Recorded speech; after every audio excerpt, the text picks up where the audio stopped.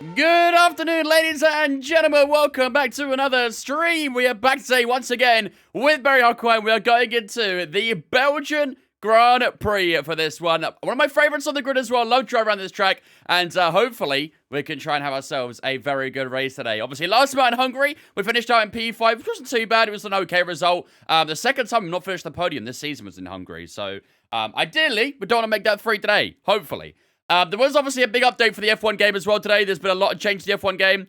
We had obviously the update F2 cars. We had a couple of changes to AI as well. So hopefully the AI will be very fun to race against. We'll have to wait and see, I guess. But apparently their quali pace and their race pace should be fairly evenly matched now. So we'll have to wait and see. Yeah, the prediction was set to only 2 minutes, by the way. So for those who didn't jump on the prediction, I'm sorry, you guys missed out. But no, did anyone say Red Bull? Two people said Red Bulls, so to those who said Red Bull, enjoy your little cash out. Your PC got hacked? Yikes. Roseman's click on those sketchy links again, isn't he? Shake my head. You won 2 out of the 3, you're done? Unfortunately, you couldn't go 3 for 3, though. Well, okay, that's what Bucks is going, guys. You put 1 count on F1. I've got a few non-F1 shirts that are in my wardrobe right now, so a little bit of a hint for the future, maybe. There's not going to be a lot of streams this week, by the way. Obviously, usually we do, 5 streams per week, but this week, you're looking at only maybe 3 or 4 streams this week. On Thursday, I won't be here. There is a possibility I might not be here on Wednesday as well, due to a possible work call-out, but I don't know. We'll have to wait and see. So, there might be a few less streams today. If I don't stream on Wednesday, I'll probably try and stream Friday instead, but I'll let you guys know in Discord, obviously, whatever the plan is. But, yeah, there may well be less streams this week, depending on how things and work and life and whatever else goes. So no stream on your birthday. Which day's your birthday, Laura? Still recovering for that North London derby? I'm recovering in a party sense, Kels, that's for sure. Friday? We'll see. Like I said, if I'm not here on Wednesday, if I have to go away on Wednesday, I might try and stream Friday, but my dog's having an operation on Thursday, so she might need a lot of tender love and care for the next couple of days, so the chances of me streaming on Friday are fairly slim, but we'll see how we go. We'll see how we go. She's having her up on Thursday, so that's why I'm not streaming on Thursday. So the next stream after Wednesday, if I don't stream then, will most likely be on Saturday, where we do the creator series, so.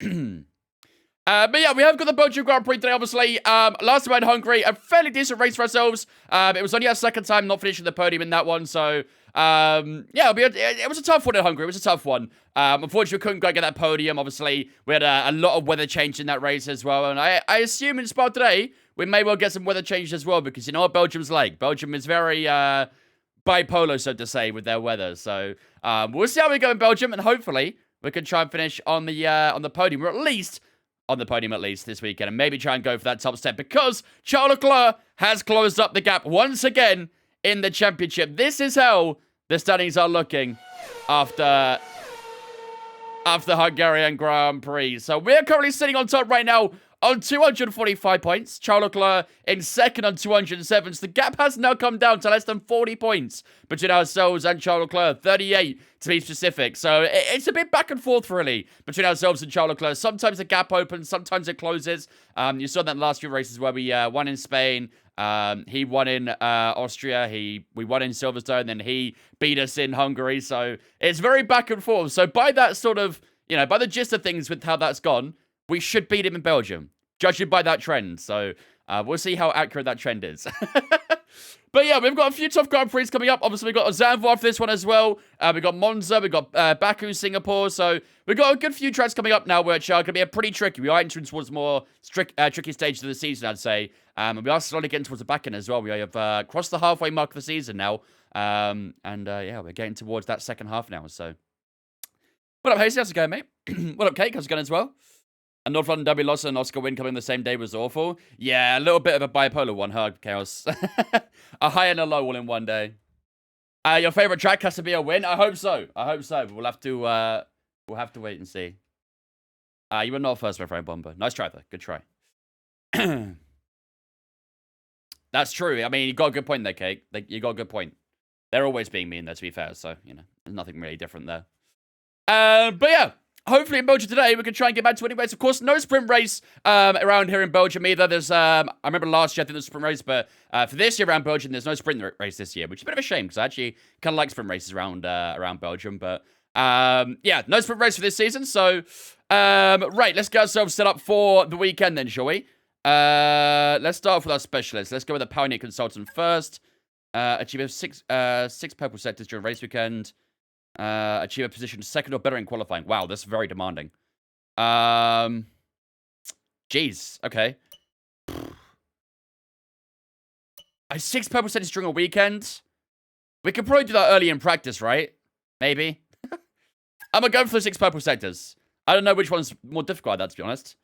Fabrication planner, stress test any tires above 34% wear during a weekend. Complete 40 laps during race weekend, in laps not included. We'll easily do that because we've got 44 laps in the race. Quality assurance, incur no more than 1 penalty during a weekend. Spend over 55 seconds in 6th gear. I ain't counting all that. We'll go no penalties. Although it might need an engine change, so maybe I'll go with that one, actually. I think the engine change penalties probably will contribute to that, so maybe we'll go with the 6th gear. Complete the race strategy program on 2 different tires. Perfect the program on... perfect 2 practice programs during race weekend. Let's do... We'll go for perfecting the programs, I guess. That should be everything, right? Yeah, it is. Perfect. Sweet. All right. Without further ado, ladies and gentlemen, let's head into the weekend. Colin Sauber's going to happen. Are they not going for Bortoletto anymore? I thought Bortoletto was their target for next year, especially wins F2 as well. You just go back for the dentist? I hate the dentist. Okay, great. I absolutely hate the dentist. It does look like we have got a bit of weather for the weekend as well. Nothing for the race, though. We are going to get some rain here in qualifying and in FP1 and FP2. But for the main race, no rain is expected. It's only going to be a little bit of rain as well. As you can see on the weather forecast there, it looks like we're going to get a full dry weekend for the race. No rain expected for that one. But in qualifying, we are going to get a bit of a downpour. When is that? Probably end of Q2? Start of mid of Q2, maybe? I think we should be safe for Q1.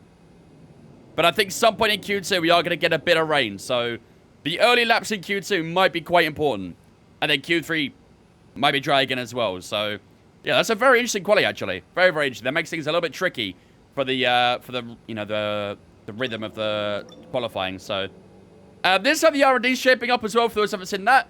We are currently on top in the R&D right now. We've got a little bit of a gap to Aston Martin, so they are basically like our R&D rivals, so to speak. But, of course, all of our focus is kind of on Charles Leclerc in the championship at the moment. So, their car's not fantastic. They've actually got a worse car than Racing Bull. Don't know how, but they have. Racing Bull have actually got the 3rd best car on the grid.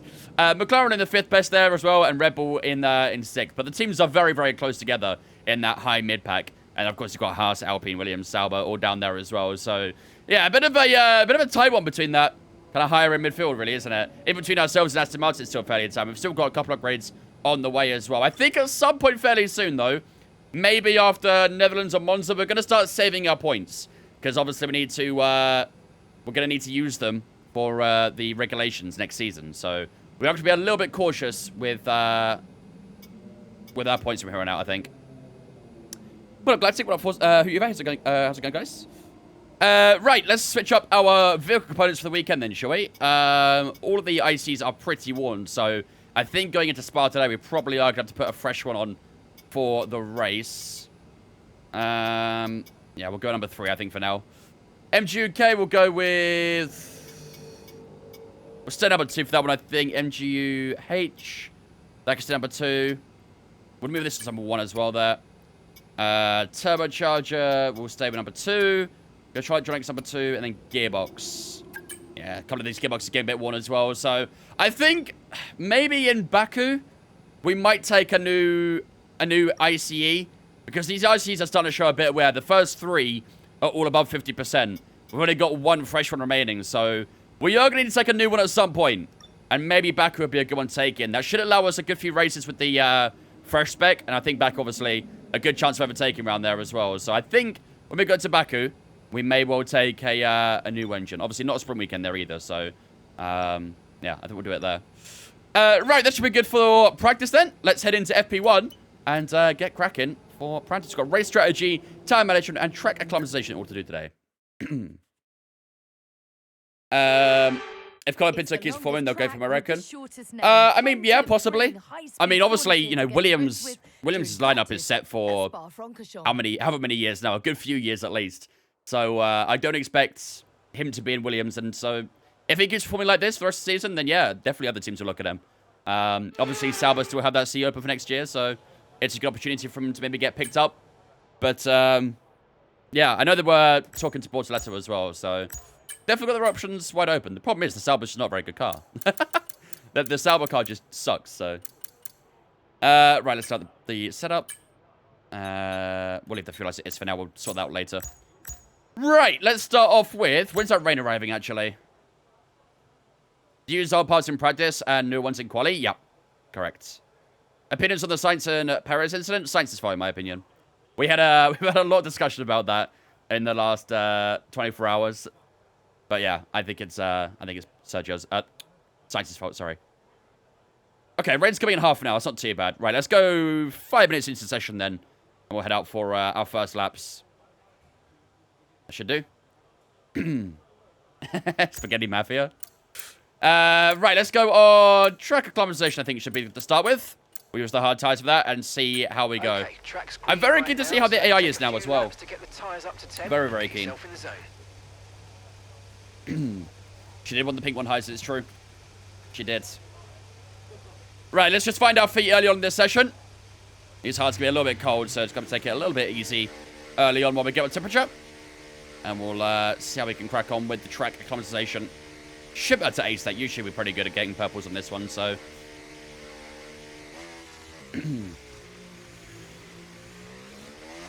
On your FYP, really, Heisen? I think it's like 4 years old now, 5 years old. Alright, let's get these tyres warmed up.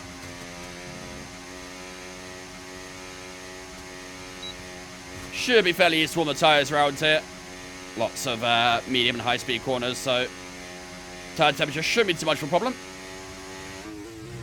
I think we might be running at 108 AI still as well from Hungary, so at times might not be quite as representative as what they truly will be.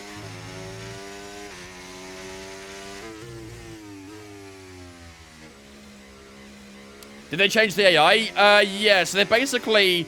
One of the fixes in the patch today, or the update today, was that apparently the AI are now more balanced between qualifying and the race.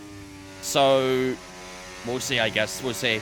I don't know if that actually means they'll be using overtake finally in quali or not. But I expect them to be a bit faster in quali now, at least. To match their race pace. Because their race pace usually is quite good. But their quali pace is usually quite bad, so...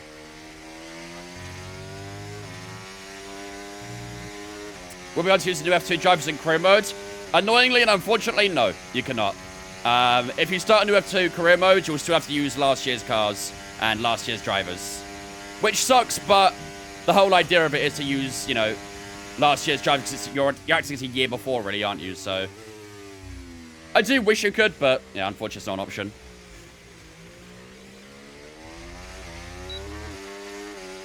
No worries, Luke. Enjoy, man. Have fun. Alright, let's get started.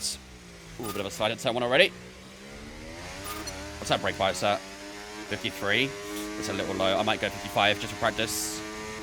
Especially on the harder tires.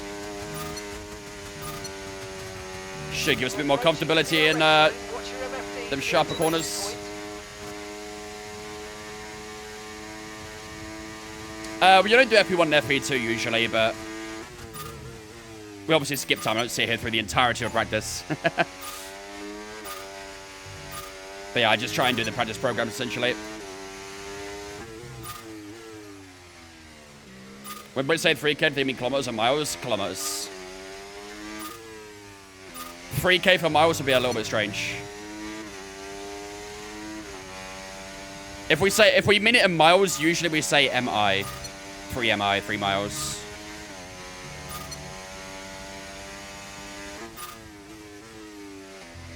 What's the benefit of having it cranked to 100%? The differential, that's just a meta. With how the cars handle and rotate now, the meta is just to have 100%. It's just the best thing for traction and stuff like that, so... Yeah, I haven't been on a run since Friday. I wanted to go today, but unfortunately didn't have time, and tomorrow I'm going to be busy as well, so... I'll try and find some time at some point. Sim racing is still a good workout, though, so I'll allow it. Americans say go for a 5K, mean miles. I've never heard America do that, to be fair, so. Wouldn't know. Am I P1 the championship? I am indeed. We do, apparently, Cake. Yeah, apparently you do. Not that I'd know, but. That lap was P2, faster than Ocon and Zhou. Again, that was on, we are on tiny bit lower AI, which I didn't mean to do, but we'll adjust it for FP2.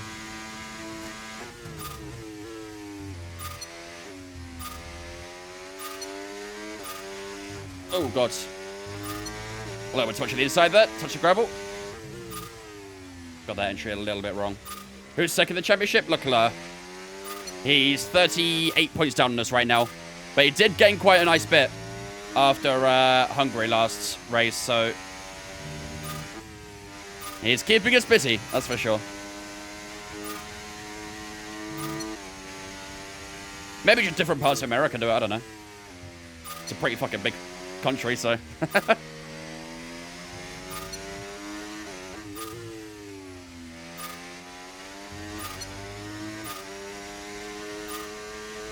Nice, purple everywhere so far. Let's see if we can try and ace this.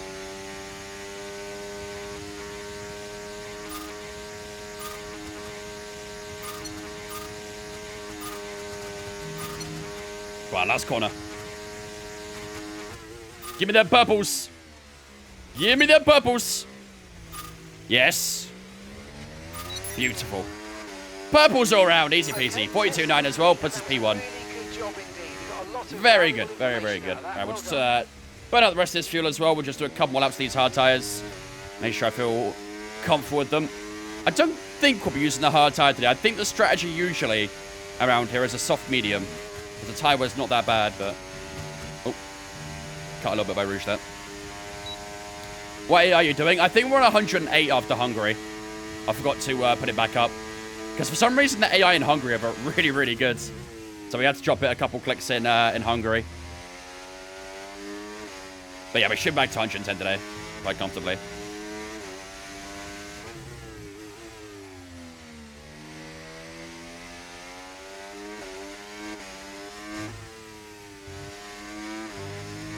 AI are inconsistent? Yeah. Well, that's kind of what I'm hoping is fixed with the new update, but I feel like it won't change their consistency across different tracks.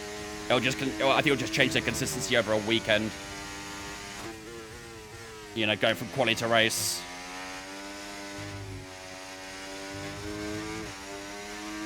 Nice bit of time found there.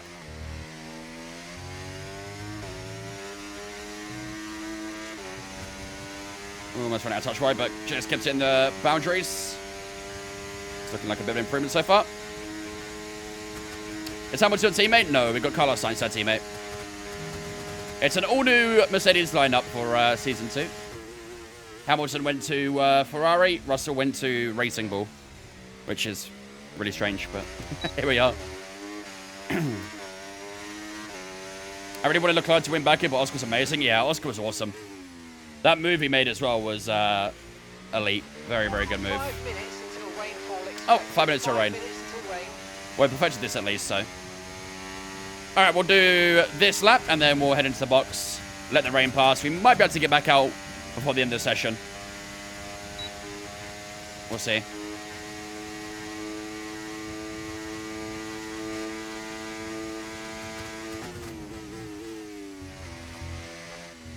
So we can just go a little bit faster this if we can. Oh, ran out way too wide there. The outside curb is well raised, so it's easy just to grind your floor against it.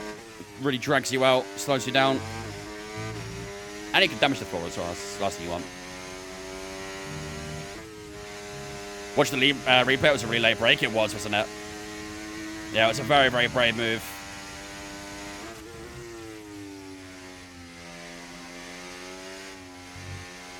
But yeah, Oscar deserved that one. You can't take that victory away. How about you show fifth? Not a lot of people have done laps right now. Not a lot of people have done laps.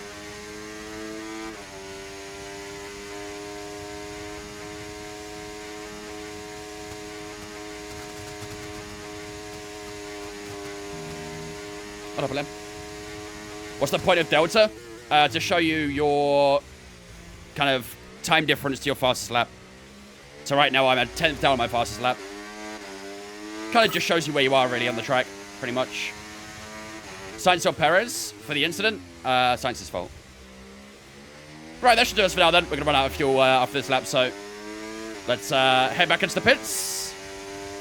Hard tires feel good though. Fairly happy with hard tires. Very, very happy with them.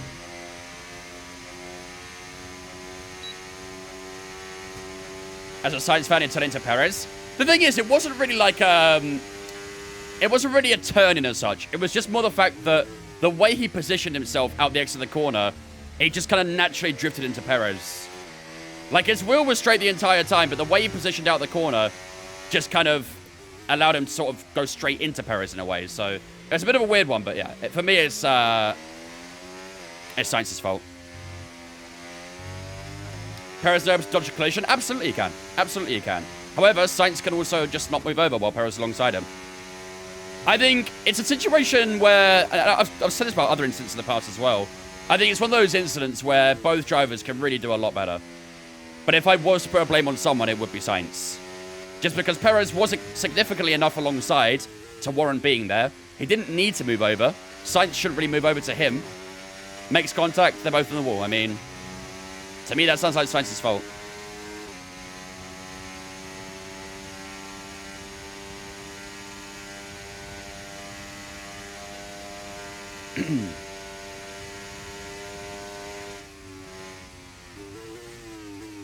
Ladder P15 to P4. Yeah, he had a great race. Very, very good race. It was a bad day for Verstappen, to be honest. Really, really bad day. Losing out to Lando, who's tied P17, was really not a good day. Racings for me, they both could avoid it. I can honestly, for me, it's either a racing incident or Sainz's fault. I couldn't primarily put the blame on Perez, if that makes sense. I kind of agree with what the stewards were saying about it, and I do understand where they're coming from with that. But the reason I would give a penalty is because I feel like it sets a bit of a precedent for the future. And the last thing we need is an even worse accident from something like that. So I feel like setting a precedent from that collision would have been a good idea. Again, I do think Perez does have some blame in it as well. I'm not saying Perez is like, you know, completely free of charge, guilt-free or whatever. But Perez definitely could have avoided it, but I don't think he has to. He's significantly enough alongside. He has a right to be there. Sainz just kind of leans into him, essentially, and they both touch. It's the smallest bit of contact that just had pretty devastating consequences. But with nimble cars like these, so fragile and so, you know, so easy to break apart in seconds, that sort of thing's going to happen. It's going to happen. 5 seconds to Ocon? Nah, 10 to Magnussen.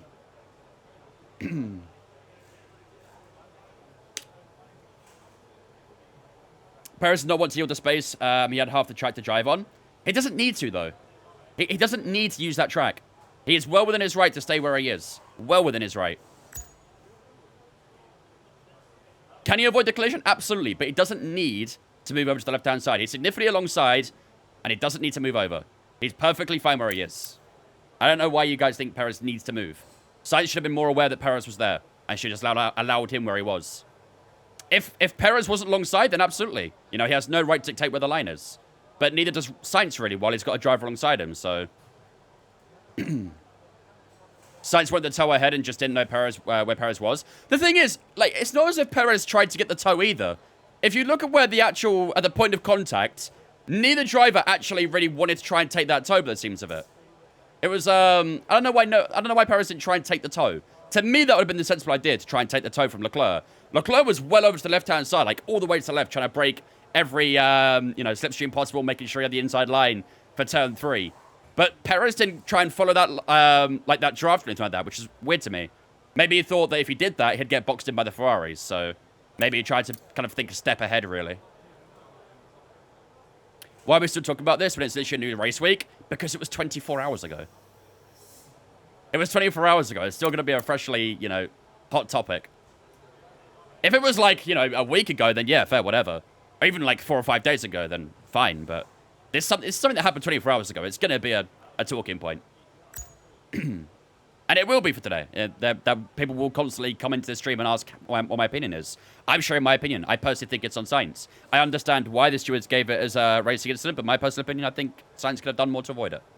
So, racing incident, testing a penalty for Norris. TJ, thanks for following on Twitch, mate. Appreciate it. Welcome in. Right, let's skip a little bit of time. Let's get this weather out the way. Every driver doesn't like being next to the wall.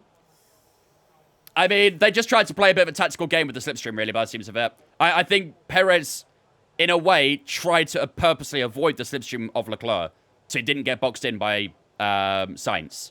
Because that would have probably, you know, confirmed him finishing P4, basically. The only way he would have gotten that podium is if he didn't take that slipstream from Leclerc. So I think what he was thinking was to try and be a step ahead of that, making sure he didn't get boxed in, so he had the chance to pip Sainz and maybe get Leclerc the next lap. But, yeah, Sainz, unfortunately, drifted over a little bit to Perez. Perez's unexpected eyes, and they touched. Do you reckon Lando can still win the WTC this season? Can he? Definitely. Will he? Probably not. Two different answers for two different questions, really. Well, hi, how's it going, mate? Right, how's the weather right now? Is it dry again? No, it's still a bit wet. Although the rain has stopped. Oh, no, it's not. It's still raining, actually. Okay, we'll skip a little bit more time. We'll do tire management next, I think. We'll use the soft tires for that.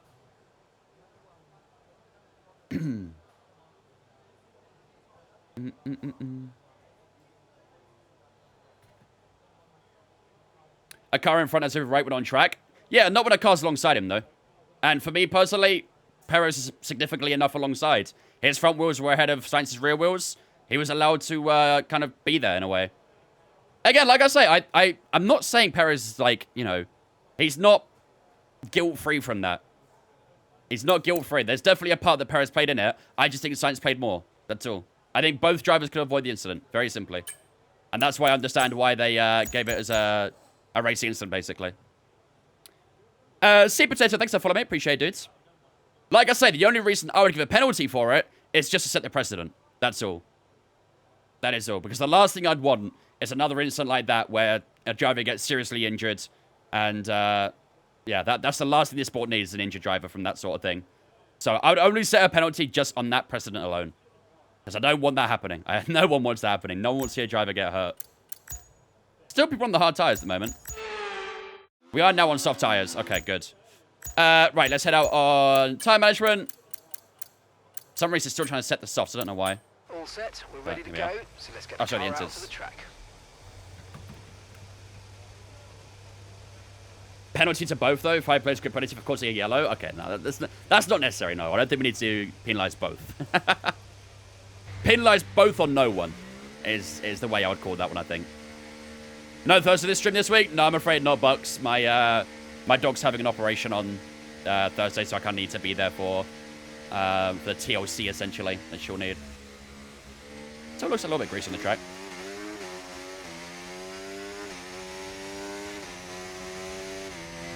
Where am I in the championship? P1 at the moment. Excuse me. Damn. Hopefully so, LH. Hopefully so. Thank you, though. A grid drop would be harsh, Hammer. Maybe a fine. Can you really give fines for that sort of thing, though? I don't think you can really give a fine for something like that happening in a race, though, right? Usually something like that would always end up in a time penalty or a grid drop for the next race. The thing is, if there was a penalty given, I don't think it would be a grid drop because they were still classified at the end of the race, right? So if they had both got a penalty, to be fair, probably wouldn't have done anything. They would have got a time penalty and they would still have been classified in the race. Because I think they were still inside the... I don't know what the actual ruling is on it, essentially, but... If you finish within a certain amount of laps of the lead... if you retire on, like, lap 49, lap 50, something like that, within a certain amount of percentage of the leader, then you're still classified in a way, so... They still could have handed out penalties, and it wouldn't have really affected the drivers. And it still would have set their precedent, so... Yeah, honestly, now that I think about that more, that is kind of surprised they didn't give a penalty.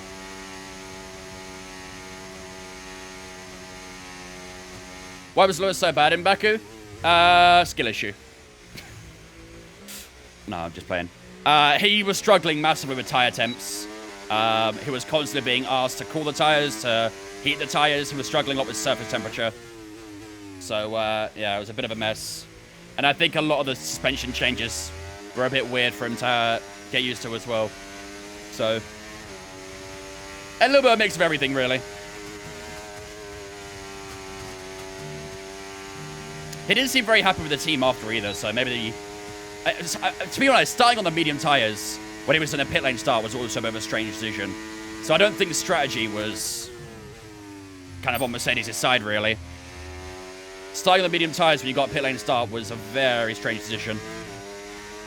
They obviously wanted to be aggressive early on, but yeah, the medium tire wasn't a very good tire at the start of that race. Last 95% of the race you get classified? Yeah, exactly. So Sainz and Perez were still classified for yesterday's race because they retired on lap 50. So, yeah, handing them a penalty would have given them a time penalty, but it wouldn't have done anything to their, their race time. So the more I think about that, the more I do think they should give them a penalty for that incident. Just on the basis of future standards, essentially. What about racing in Singapore? Saturday for the Creator Series. And Sunday, too, for our community race.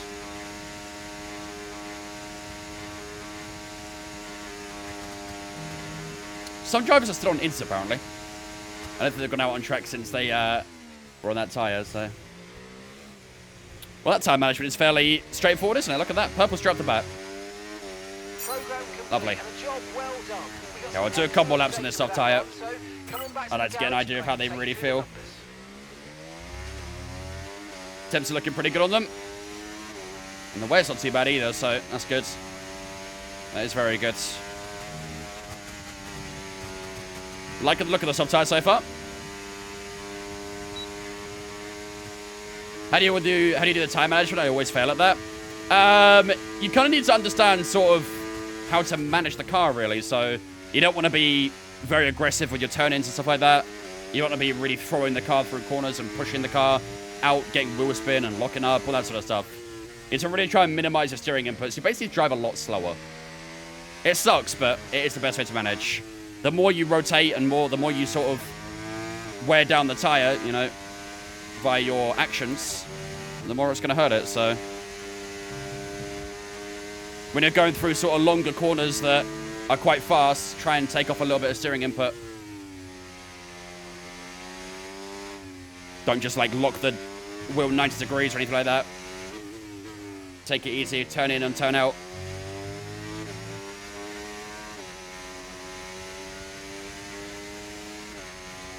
Do you think Charles can win the WDC this year? No, I don't think he can. That's a bit ambitious. Honestly, Oscar's game overall, to be fair, has massively improved. I mean, I say improved like he was bad as well. He's always been a fantastic driver, but he's just taken it to a new level now, hasn't he? Just generally, the way he drives, just management-wise, pace-wise, everything. He's a very complete driver, isn't he? Very, very complete driver. He's quick over one lap. He's consistent. He's cool and collected. It's quite a rarity, actually, with that sort of thing with a new driver. What up, Peter? It's not that far off Norris, and I don't think Norris can win the WDC either, so... If Norris doesn't win the WDC, then Charles definitely doesn't. I think Max holds on enough this year. It'll probably be a little bit close at the end, but I do think Max holds on this year.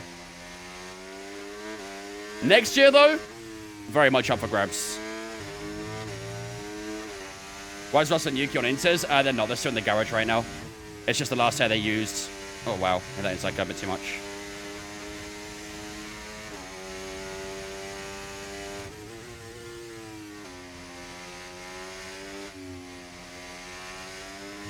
Charles gonna win it, trust bro. Charles is definitely fixing up some of the issues he had in the past, which is a very good thing. It's a very, very important thing. Like, the one critique I've always had on Leclerc was his consistency. And this year, he's looking much more consistent. Much, much more consistent. Not just over a race, but over a season as well. There was like that little hiccup he had back in, you know, Silverstone in Austria. I think Silverstone was more of, you know, a strategical error, really, but he's looking much more consistent now, and that was so important. I think Charles Leclerc could be a demon of a driver once he's hit that peak consistency.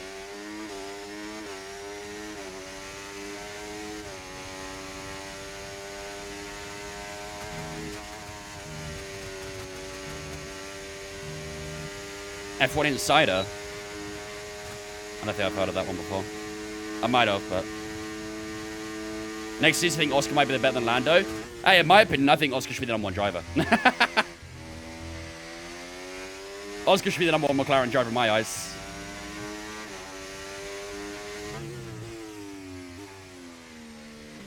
It's a shame Sebastian's retiring. He's been retired the last couple of years from F1. He may unretire, though. There is a rumor about him going to Audi in 2026. But honestly, I don't want him to. I really don't want to see... And not in a bad way, but I don't want to see Sebastian back in the sport. I think you should go and explore other racing series. You know, World Endurance Championship, maybe Indy. Oh, God. It definitely seems like the kind of character that wants to go for, like, a triple crown or something like that. Obviously, he did a little bit of testing with the 963 with Porsche. So, it'd be awesome to see him do some other racing. Canada was also awful for Leclerc. I didn't watch that race, so I missed that one personally. Did he DNF in that one? Or was that Sainz? Maybe it was Sainz, actually. Yeah, unfortunately, I was away for Canada, so I missed that race. 42-1, there we go. Alright, let's box. Let's box. 2-1, thanks for following on Twitch as well, mate. Appreciate you, dudes.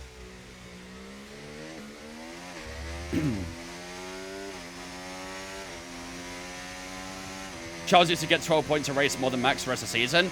Yeah, kind of unlikely that, isn't it? That's basically... that's basically Leclerc finishing P4 and Max out the points every single race. Pretty unlikely. Pretty unlikely. And I've also heard as well that apparently for COTA, so the race after Singapore, Red Bull are bringing a big upgrade package for the rest of the season from there on. So, again, that Red Bull has been a bit of a pig in the mid-phase this season. But if they can get something back in that car, some sort of life, then, yeah, Max would definitely hold on, I think. So it may well come down to what that package actually does. That could be the defining point of the season, in my opinion. If that package they bring in does what it's supposed to do, which has been kind of opposing of Red Bull this year. You know, a lot of the upgrades that Red Bull have brought to their tracks have not really done what they wanted to do, so... But if they do manage to get this one right, then, yeah, Max will hold on for sure. But I don't think, either way, I don't think Red Bull win the Constructors. I think McLaren hold on for that. No worries, Cake. Yeah, I agree, Noob. I wouldn't want to see him in a driver role. I wouldn't want to see him in like a, you know, a fighting sort of role. He'll be a mentor more than anything. I realized that probably sounded a little bit weird, actually, didn't it? Didn't make any sense. I'd like to see him driving, but he's not going to be, you know, he's not going to be up there. He will be a mentor to someone, if anything. But I don't think he should come out to F1. I don't think he should.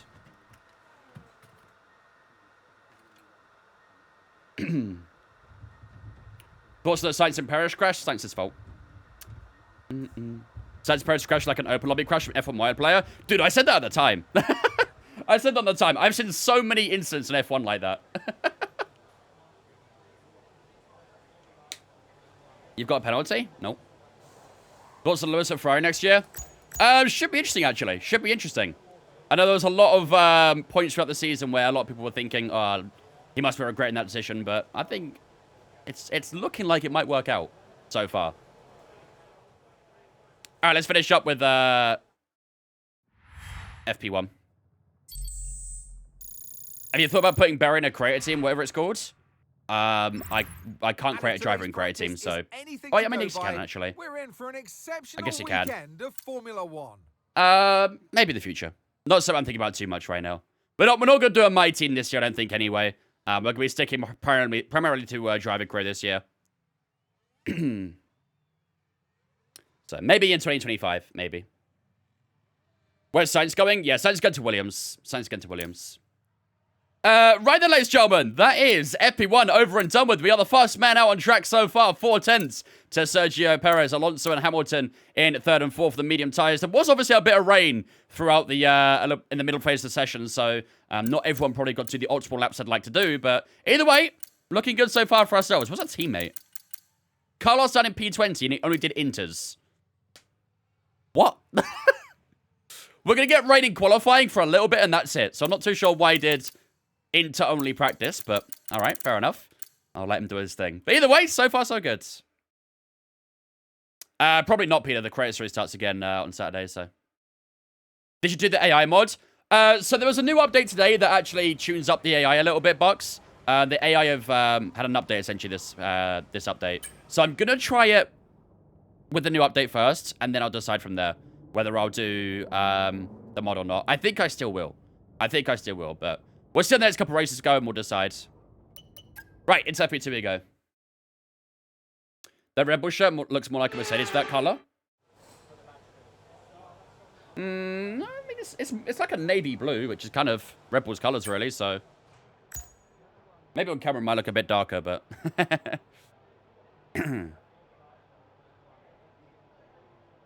Just a few F2 open lobbies and might make a new career mode with just drive F2. Cars are very fun. Yeah, I've heard some good things about the new F2 cars. I don't think you can use them on career mode, though, right? I believe on career mode, unfortunately, you can only use last year's cars with last year's drivers. I mean, it might be this year's cars, but with last year's drivers, I'm not too sure. You have an orange Red Bull hoodie? Yeah, that's more for Max, though, isn't it? That was a Max branded one. Who's going Mercedes next year? Antonelli. Anthony and Russell with their partnership. Right, let's crack on with race strategy. When's that rain arriving? What driver's missing from your grids? It is. It was Ricciardo, but he came in. It's one of the Saubers. Bottas. Bottas is gone. He's not in here right now. Right, when's that rain coming? 10 minutes still dry. 50 minutes dry. A little bit of a rise in precipitation. Half an hour starts to rain. Okay. Let's do race strategy now then. Get that out of the way. Charles Dudley was lapped by everyone in Canada. Ferrari put him on hards when the track was wet. Okay, so Ferrari is still capable of those moments then.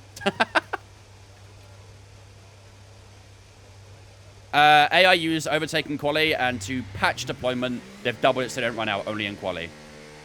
So you get double the deployment in quali? That seems to be excessive.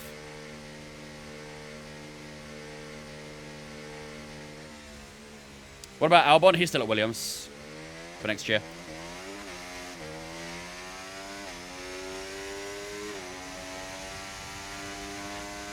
It's a bug. Is it though? Because that seems kind of intentional. If they purposely doubled it, that doesn't seem like a bug. That just seems like a mistake. An intentional mistake. Colapinto is... Well, Colapinto's not got a seat next year. At the moment. However, the rumors have already started about Colapinto. Shock horror. Apparently, Sauber are trying to tap him up from Williams, so... The thing is, I think it probably does make sense for Colapinto to leave Williams, though, right? Because, let's be honest, Albon and Sainz are going to be Williams drivers for, what? At least 3 years. At least. And Colapinto's not going to wait that long for another chance. He will probably leave Williams and get a seat elsewhere. And Sauber do have that opportunity open right now, so... Whether that'll be him, whether that'll be Bortoletto, whether it'll be someone else, who knows? Yeah, I don't really know who I'd want for that Sauber seat. I really am not too sure. I would like them to go to a young driver.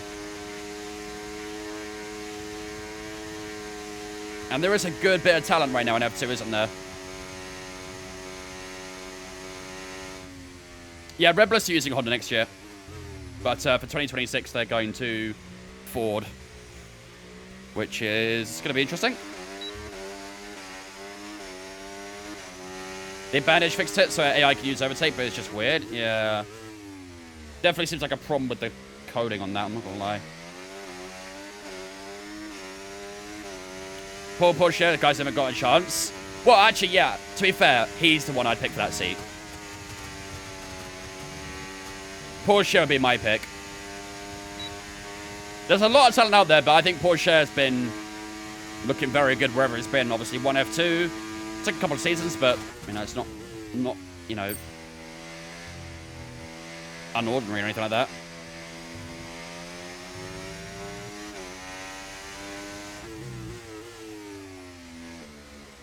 Obviously done well in Indy as well, so...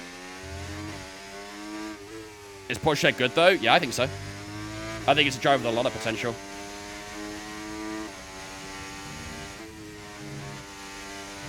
Ah, come on, stay on the fucking track.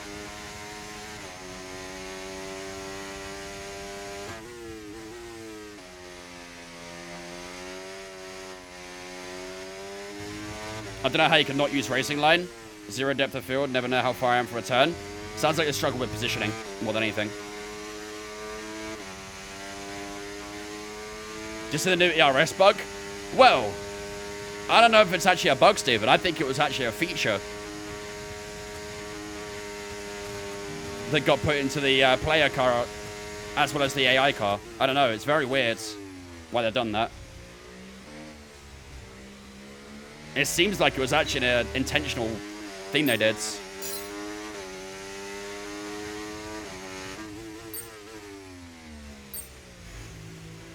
What's the ERS bug?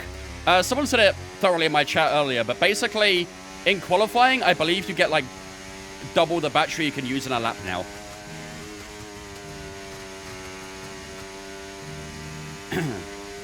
And apparently it's part of a fix to make AI use overtake or something like that. Or to make them use more battery. And it seems just like a band-aid over a small wound, basically, but... Or a big wound, I should say. Not a small wound.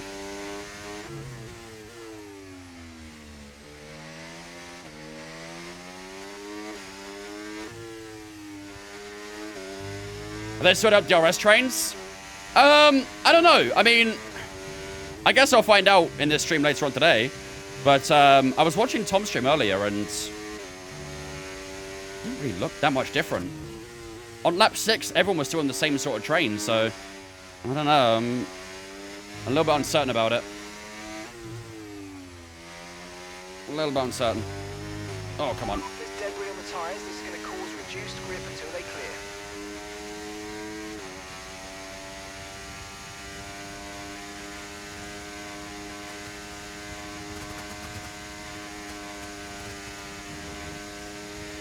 What's my thoughts on 2026? Should be interesting. Should be very interesting. Got a brand new team coming in. We've got new engine suppliers. Should be a fairly kind of freshened up grid as well. The cars look like they could cause some good fun, so I'm looking forward to it. Looking forward to it. Good man, Peter. If I lose a solution to AI college from move overtake, I mean, yeah, it would, to be fair. I mean, the whole... I do like the new ERS system, like being able to change your battery modes and stuff, but they have got it horribly wrong. Let's be honest. They got it horribly, horribly wrong with ERS this year.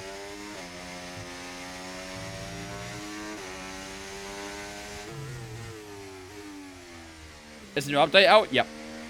No update's out. I think it was 3 gigabytes. It's a pretty good size upgrade.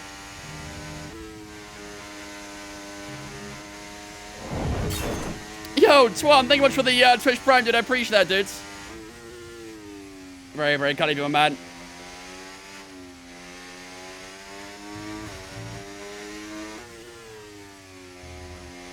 Ladies and gentlemen, you know the joke. That's it's been chat, so welcome to one into Vince fam for the first month on Twitch Prime. Appreciate it, dude. Thank you very much, dude. Very, very kind of you. ARS F1 2020 was the best. Honestly, 2019 and 2020 were the best games ever, in my opinion, from F1. Amazing games. Classic cars, great tracks, cars felt good. Those are the peak days. Do I play EAFC? I don't really play it a lot, no. I will play the new one probably, but I'm not massively into the FIFA and EAFC, whatever you want to call it, series.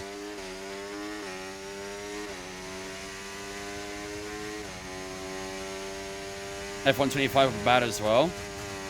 The thing is, if this game had the handling model of F123, I think this would be a great game. I really do. Like I say, I like a lot of the new features. The career mode features are dope. I like the ERS changes. If we had just had the handling model of F123, I think this would be a really decent game.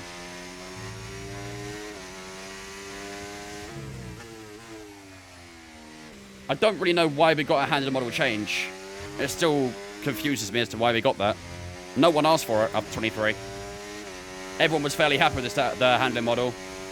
Did it need a couple of improvements? Definitely. But what they did was just completely the opposite of what was needed.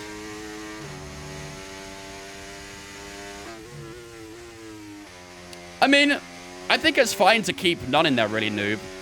But there's way too much harvest. Way too much.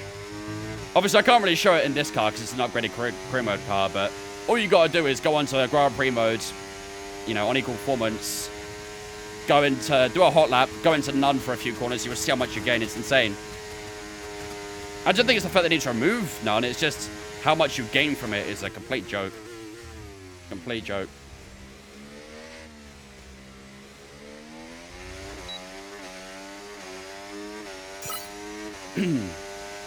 Maybe, Donut, maybe. But the thing is, I mean, I refuse to believe Max played this and said, yeah, this is perfect. Like, really? Like, I'd call a fib on that one. There's no way Verstappen played this. And this guy's got probably thousands of hours on iRacing as well. But there's no way he played this and said that this is perfect. There's no way. They may have just said that just because of the fucking brand deal they got with EA. Same as Leclerc as well. But I refuse to believe that they played this and said, yeah, this is perfect. This is exactly like driving a real-life F1 car. Now, don't get me wrong. I don't think we'll ever get a game that drives like real F1. Probably is very, very hard to actually get that accurate. Nor do I think, actually, this game should feel like an actual F1 car. Because this game, at the end of the day, it's not a simulator. It's a simcade. More arcade these days, but...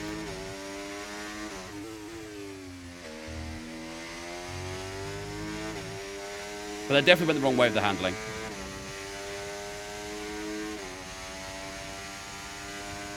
What do you think of the new F224? I thought they were going to add classic tracks. No, I don't think we'll see classic tracks in a while, to be honest with you. We will not see classic tracks in a while. Maybe ever.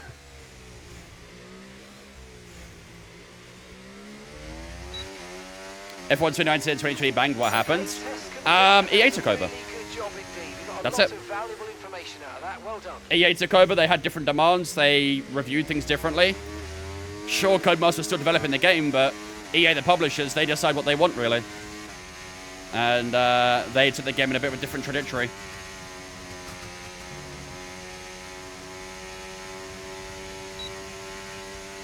There's no good GT tracks for dry races and iRacing. Very annoying. Just do wet ones then, mate. You're obviously the wet with the goat. You said it yourself. A classic track's a licensing issue? I would assume so, yeah. I would assume so. I think the problem is they obviously have a license with F1 and F1 only, pretty much. Plus, obviously, F2. But I think that comes down from F1 itself. And I think that licensing very much restricts what they can add to the game. The reason why they've still got Portimao in the game is because technically, F1 still own the rights to a Portuguese Grand Prix. So that's why they can still have that track in the game. You'll notice, though, when you go into a Portuguese Grand Prix in the game, it says 2021. It doesn't say 2024. So they're basically only permitted to show 2021 on the thing because of, I guess, F1's license with Portimao.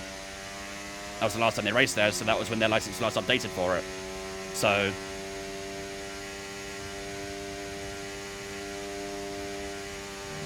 I take everything I said about him. Nothing it back. How was Barry Huckleheim born? Probably naturally from his mum, most likely. Just like everyone else, and most others. Each DSGP is a separate copyright license, or a trademark rather. Yeah, exactly. Exactly. And that has to get updated every single year. And again, you'll actually see that today, actually. When we go into the Grand Prix today, we're in Season 2, so this should be 2025. But you will still see it says 2024 and not 2025. Is he a real person? Google him. Find out.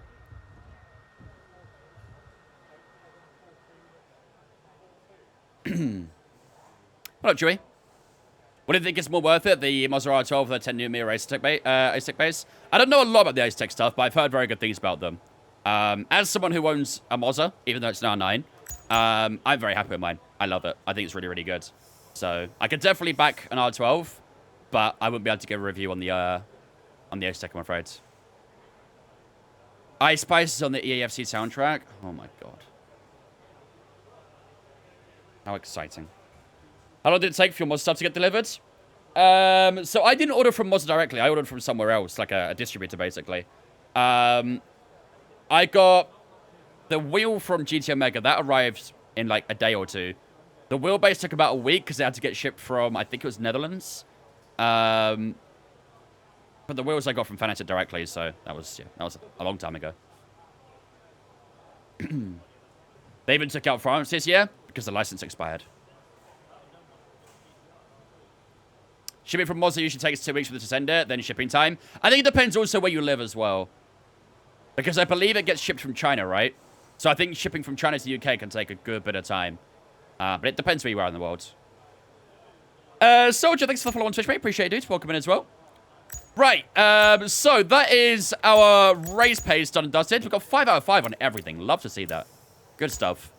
Right, we'll skip a tiny bit of time. And we'll go and smash out some quali laps. Oh, actually, it's going to rain soon, isn't it? Oh, it's not going to rain for long, though, I don't think.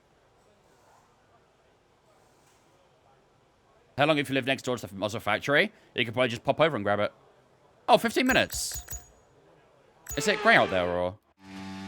Yeah, it's grey, but it doesn't look like it's going to rain yet. Okay. Let's jump onto a soft tyre, then. Let's see if we can do a quick quali lap. We've got 3 soft tyres available, but... let's go 3.1 laps. Okay, that's all the checks complete. We're ready to go. Yeah, I don't really care too much about EAFC, though, so... I used to, but not anymore. I'm driving 9% FFP on my Thrustmaster T300. Doesn't feel enough. Is it time to go DD? Maybe. I'm not too sure what the... what's the Newton meter rate of the T300s?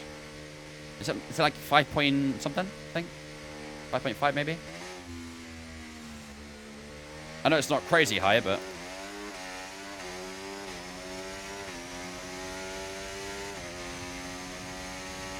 Is it 3, is it? No wonder it feels light then. 3.9. Bit less than I thought. Yeah, I mean, that's the same as the Mazda R3, basically, and that's DD. So, if you're feeling like it's too light on a 3.9 Newton meter, then you might want to look at something that's maybe... 7 or 8 upwards.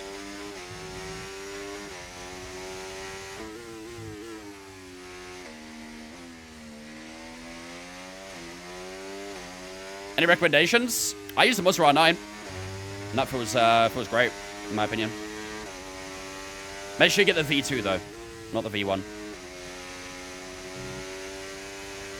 So nice wheel on the Ace-Tech. As on Ace-Tech. That's a footback. It's very good on F124. To be fair, F124 feedback isn't amazing anyway, so... Yeah, it wouldn't feel great on this game. The force feedback's taking a bit of a backward step, in my opinion, as well. It's not terrible, but it's definitely not good. Definitely not great. Fantasy DD Plus is fantastic. I'm still slow as shit, but it's a good base. Plus, for the first time in a while, chat, I can confidently say that it's safe to buy Fanatec as well. They finally got the their ownership sorted with Corsair finally taking over. So for Fanatec users and potential buyers and stuff like that, they're looking to buy Fanatec, you'll be in safe hands now. Finally.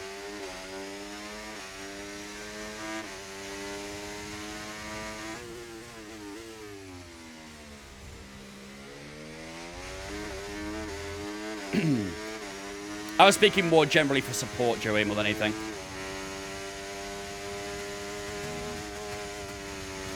And future-proofing and whatnot.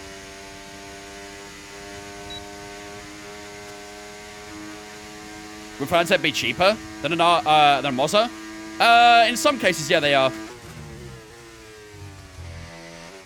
Kind of depends what you're buying. I think, generally speaking, Fanatec is a bit cheaper than Moza, but I find Moza's value for money better than Fanatec's.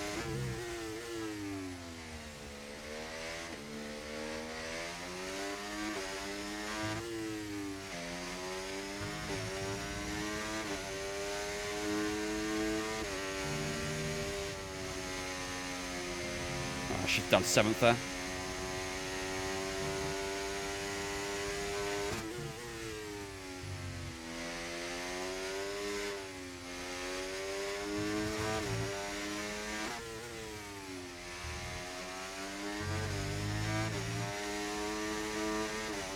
Seventh at the moment. Good stuff. Do you buy stuff for your car on career modes? You can get upgrades and stuff like that. That you use R&D points for. You earn them every weekend.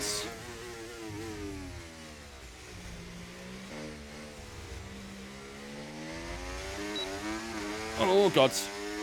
A little bit loosey-goosey on the exit of the bus stop, but 41.8, not bad. I'd like to be a little bit lower on the 41s, I think, though. Definitely wasn't the cleanest lap we've ever done, but yeah, we'll go again. If I'd buy Fanatec or any other brand, should I wait till Black Friday? You can do. You can do. Again, just be careful where you're buying from. Because Black Friday, generally speaking, is a very easy scam. Very, very easy scam. Some people are very legit with their deals and stuff on Black Friday, but yeah. Schedule a bit like this week, away from work on Thursday. No, that's when Amber's having her surgery or operation. So I won't be live on Thursday. I did say yesterday the streams are going to be a little bit lighter this week. There won't be as many streams on this week, but should be back to normal next week onwards.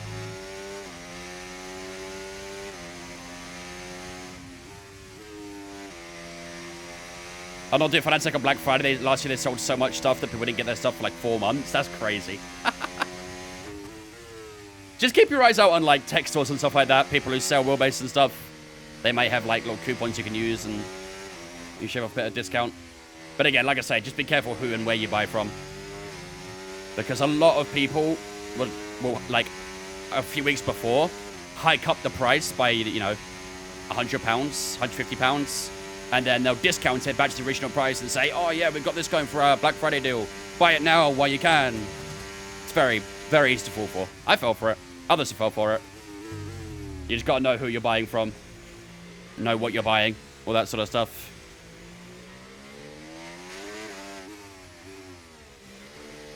We will have those days, Howick. We will have those days. We just got a huge... Oh, my God. Damn. We just got a huge gust of wind. It just fucking threw my window open. You can probably see it in the blinds moving around so much. Literally Sports Direct sales since about 2010. Yeah, that's what I mean. It is usually the big companies that like to do it as well. It's always their marketing scheme. That t-shirt hurts me for what car you're in. Good. Just wait until I bring out the full Red Bull shirt. I'll do that one day. I have a full Red Bull shirt sitting in there. With all the actual sponsors and stuff like that. Like the normal team wear. I'll wear that one day doing a career mode. Day number 5 was I was supposed to go to today, but the post service here sucks and can't do their jobs, so didn't get it today. Rep. Sucks to suck for them, doesn't it? Now I'm going to get Verstappen's helmet route. Right, we've got 2 more softs available to use. That rain should be inbound now, right? Yeah, it's going to start in a second, so... Does it actually dry up at all? Afterwards. Ooh, I don't know if it does. People are still on... it is raining, though. It is raining. Okay, let's give it more time. Hopefully the rain eases up. I'm not too sure. Never heard of him, JD, no. Half an hour it starts driving up. That's right. Drying up. That's right at the end of the session. Fantastic. Brilliant. Lovely.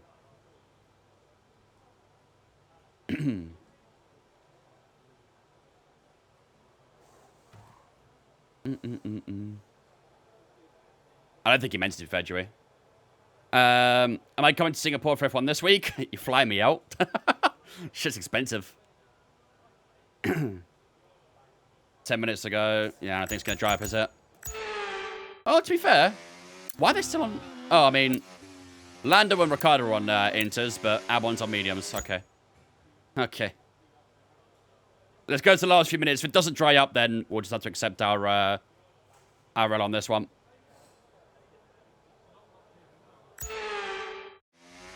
Oh, to be fair. Oh, it has dried up. Does look a little bit greasy still, but... Okay, let's send it, actually.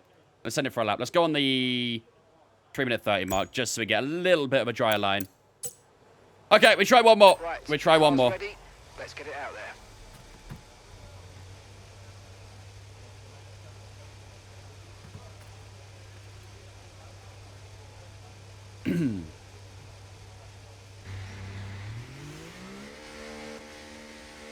Yeah, it does look a little greasy out here still. Clouds are very grey, but hopefully it won't rain again. That'd be nice.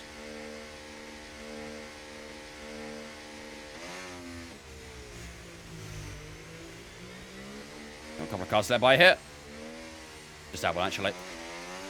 We'll sit behind. Warm these tyres up.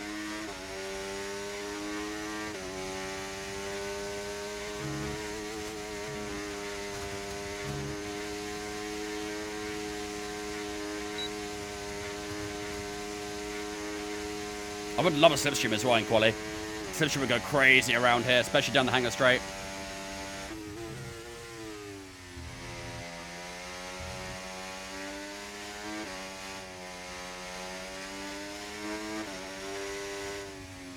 Yeah, it still does feel a little bit greasy. I don't know if we'll actually improve this lap.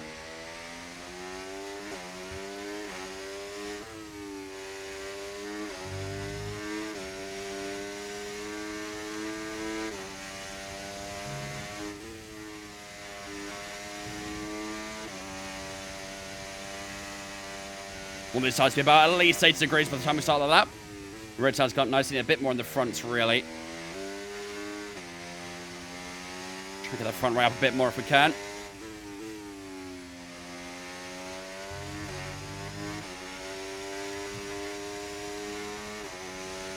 Not too bad, Jadickle.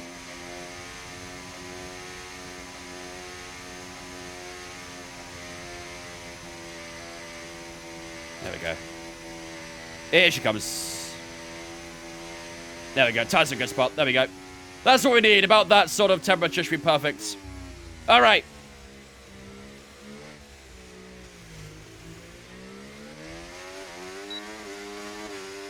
Let's see if we can try and beat that lap 40 set down.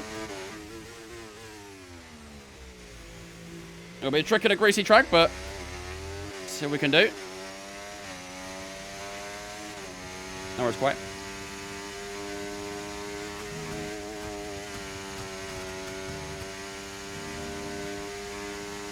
That was a really nice first sector, to be fair. 2 tenths up.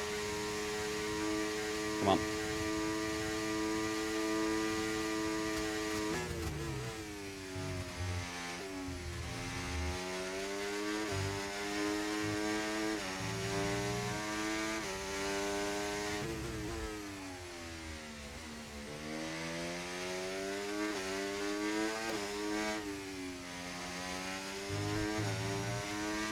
Very nice lap so far. Oh, big underset. Didn't get anywhere as much there.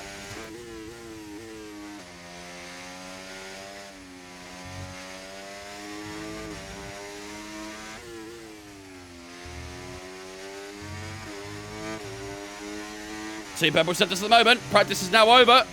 Checker flag waving for FP2 and the final session for ourselves. Yeah, we've been meaning to play it off stream, Joey. Me, Jack, and Wolf will, so we're going to play it at some point. Welcome to join us. Into bus stop we go.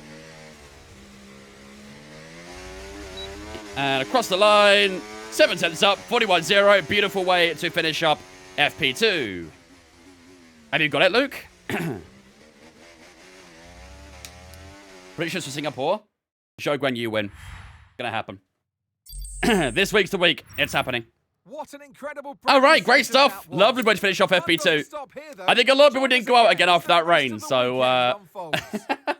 Mike got a little bit lucky there with the dry line, the gripper and stuff. But either way, look at that. 1.5 seconds up after FP2. Not bad. Not bad at all. Verstappen in P3 for the time being. Leclerc in P4 as well. So nearly 2 seconds between ourselves and Charles Leclerc. That's not bad, is it? That's not bad at all. Carlos Sainz in 5th on the medium tyres. George Russell and Sonoda in 6th and 7th. Gasly, Sargent and Perez all in that top 10. Anyone surprisingly down here? Lewis Hamilton on the hard tyres in 15th. But, yeah. Oh, Perez should have 14th there as well. Yeah, nothing else too surprising. All right, good stuff. Very, very good. Our pace is looking very good right now. Really, really happy with this. Soft tires look immaculate.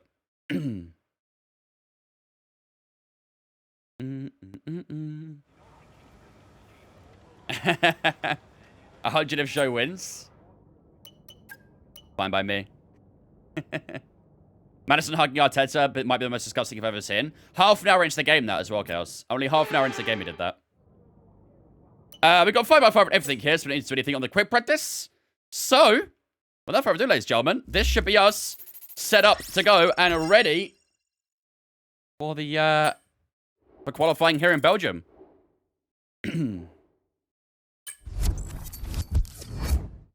Although show winning the game wasn't pretty good. I wouldn't mind that. That's fine by me. Pretty sure we'll still somewhat be right. Okay. Without further ado, ladies and gentlemen, it's qualifying time here in Belgium. As you can see, we have got a little bit of rain forecast for this weekend. Well, only in qualifying, really. I say in the weekend. Only a little bit of rain in quali. You can see a little bit of rainfall down towards the end of qualifying. I think they'll probably arrive at the end of FP2, to be honest with you. And then Q3 will be dry. I'm saying FP instead of Q right now. End of Q2, I think we'll see a bit of rain. And then start of Q3, I think it should be dry again. So, yeah, it's only a little patch. Only a little patch. Enough for inters. I'd be surprised if we see inters at all. I think we'll probably get the softs done by the time that rain arrives. So, I don't think that rain will really do too much. It might be a little bit inconvenient. But, yeah, I don't think it'll really hamper anything too much. So, yeah, that's the only rain we're going to get for the qualifying the race, though. The race can be perfectly dry. A little bit of overcast through some phases, but no rain forecast for the race. Just that little bit in quali.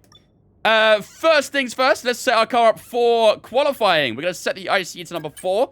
That is the fresh spec, of course.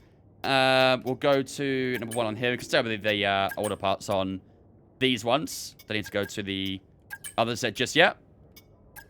Number 1 there, number 1 here, and then the gearbox. There's number 3 as well. Perfect. There we go.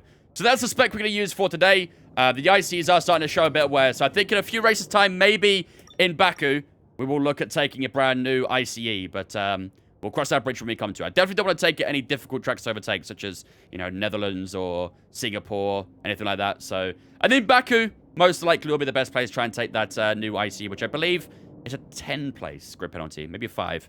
I can't remember exactly what the ICE is. I think the gearbox might be 10 for the first penalty. But I think the ICE might be a 5. I'm not too sure. Either way, though, let's make sure the AI is back to 110.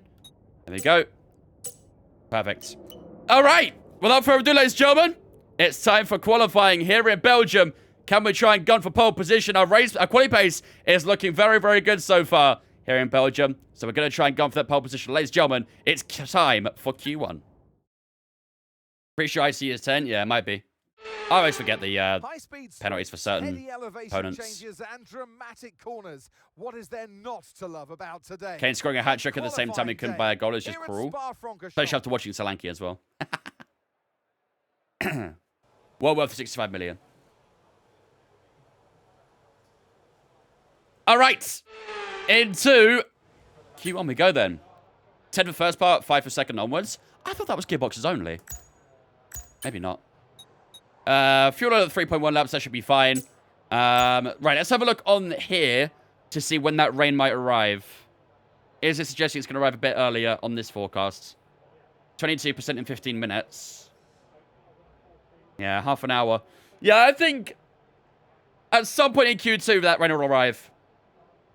At some point in Q2. The early lap in Q2 might be very important, actually, to make sure that we can set it on the most amount of grip available.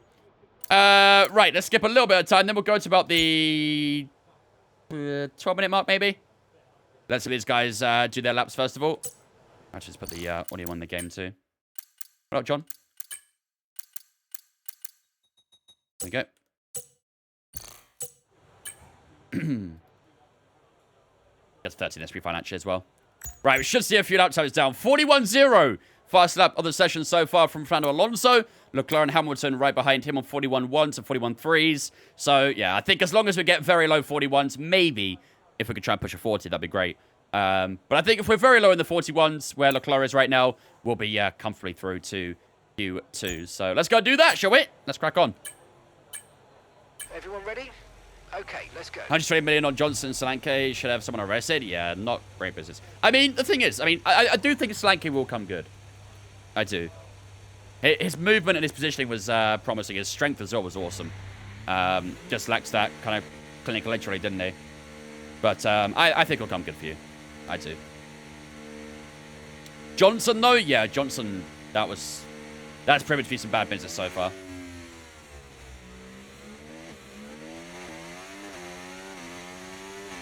Right.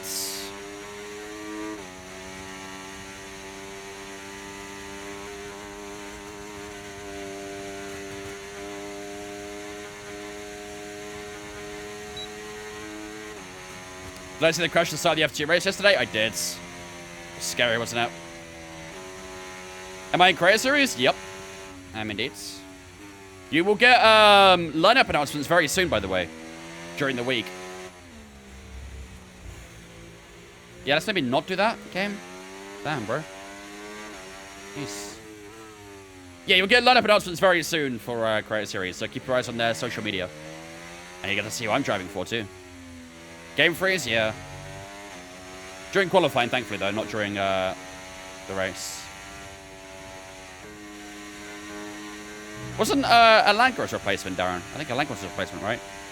He's been pretty good for us. You think I'm Red Bull?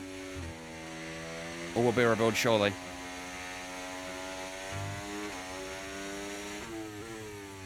Bro knows the track better than I know my friends. This track has my heart, so yes.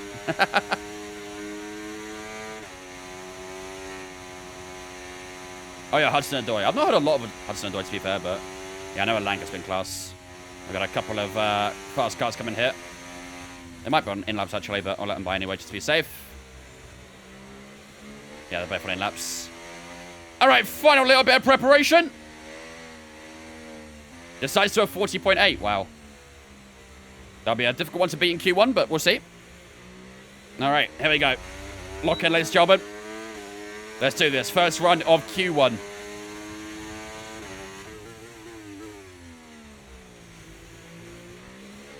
And we've been pushed down to P20.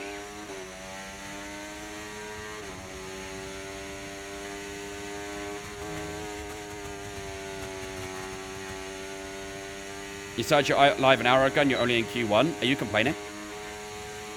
How dare I give you more content? My bad. I'll cut the stream down by an hour. You get less of me.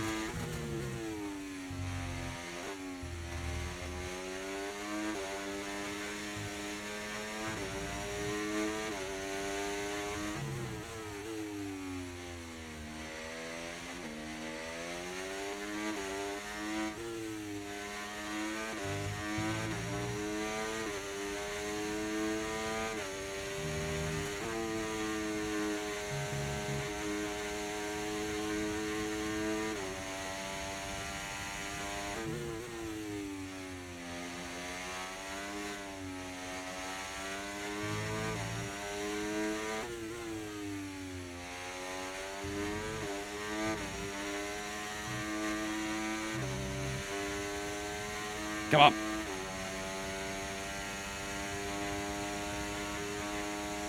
Think we might go purple in sector 1. Not too sure about sector 2, but we'll see. We have a lot of spare battery here.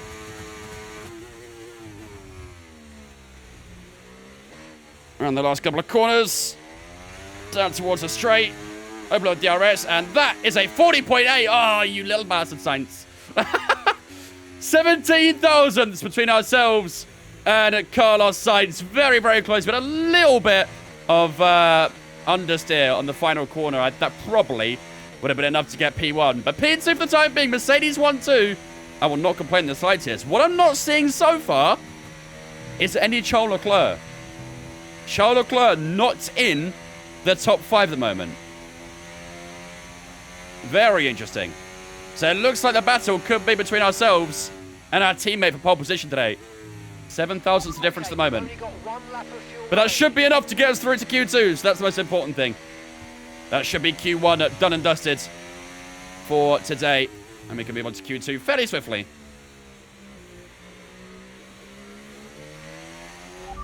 Rival status? They're on provisional pole. No, okay. So Is that actually a thing you can say in quali or no? No, okay. Never mind. Confirmed. I was hoping you could do rival status and see where he is, but no, unfortunately you can't.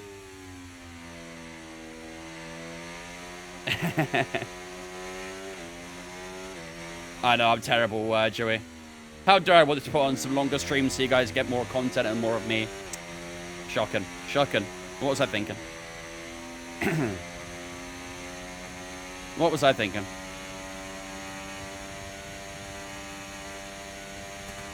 £6 for water. Holy Jesus Christ. Oh! Might get an end of Q1. Never mind. I was thinking more towards end of Q2, but fair enough. Rain's going to arrive towards end of Q1, apparently. A few lap outs. What does that mean? 5 minutes, maybe? Something like that? Do I think I can get below 40.5? In Q3, maybe, yeah. I think right now, because the track's still fairly, you know, easy at the moment, it's not really rubbered in too much, so I think in Q3 with a bit of Evo, maybe might need a bit of a slipstream. We could definitely get a 0.5. We shall see. We shall see. Okay, let's have a look at the leaderboard then, shall we? But it's going to rain, only for a little bit. Not for long. You'll see the weather's only going to be here for a tiny, tiny bit. So it should start in about 5 to 10 minutes. It may not arrive for Q1. It might arrive for start of Q2. Sits around for about 5 minutes. Will I go longer than that? Oh.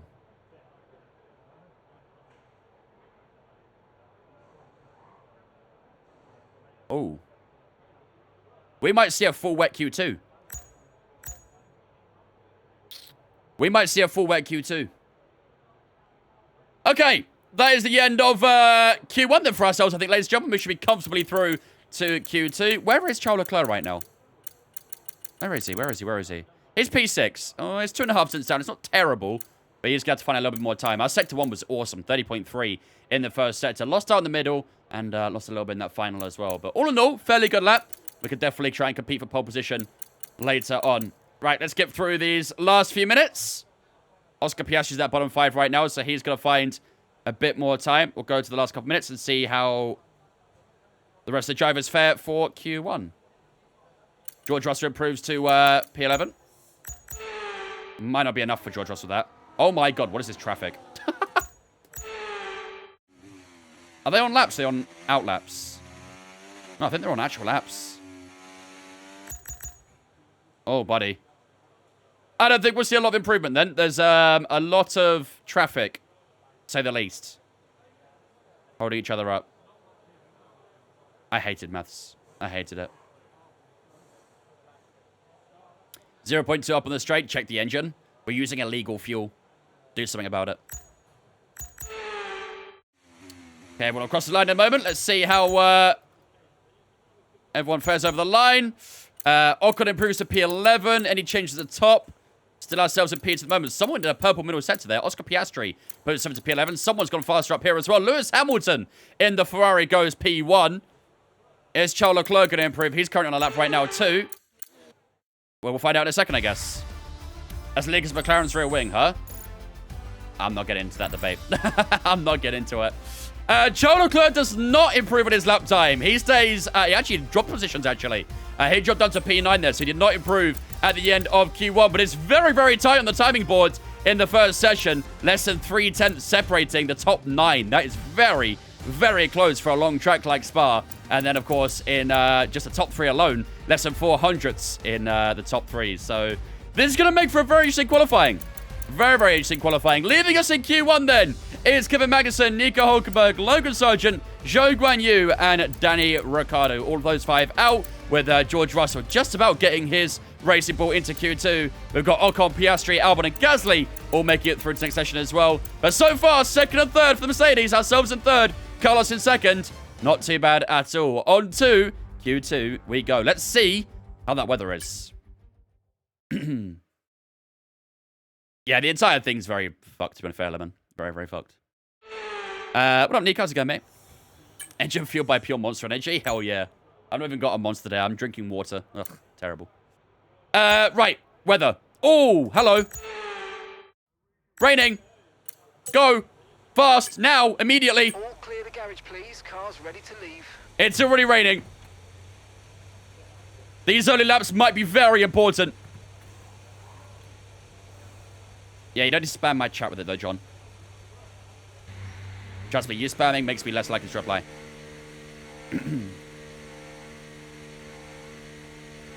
Quite a few guys going out here early. I do have F1 22 and 23, though, yes. Don't play them, obviously, but... Oh, boy. And we got a cop. To be fair, Joe, you did redeem that for the outlap, but I'll be nice to you.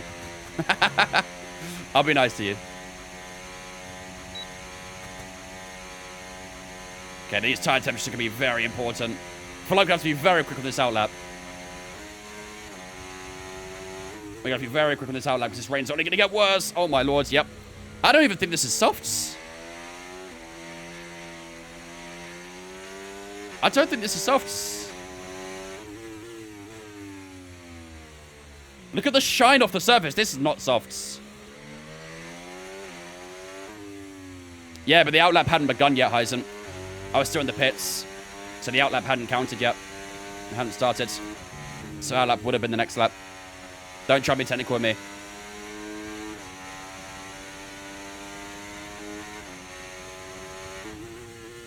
Pit counts as part of the lap. Nope. In qualifying, it says pit in pits or pit exit something. Only when you exit the pits, it counts an outlap.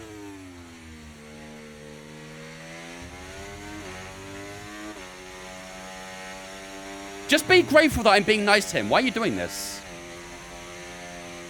Vincent light in the kites. I've went to Rice. Facts. I don't actually know if I'm going to do this lap or not, to be fair. We'll try, but I don't think it's going to be very good.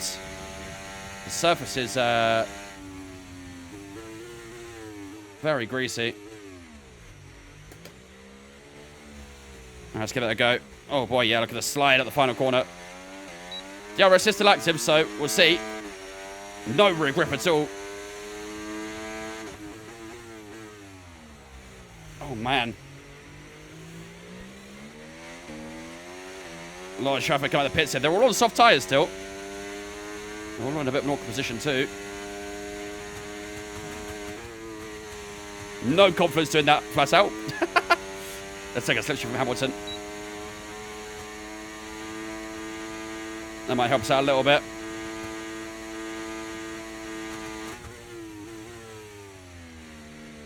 Oh, man. There's zero grip on exits right now.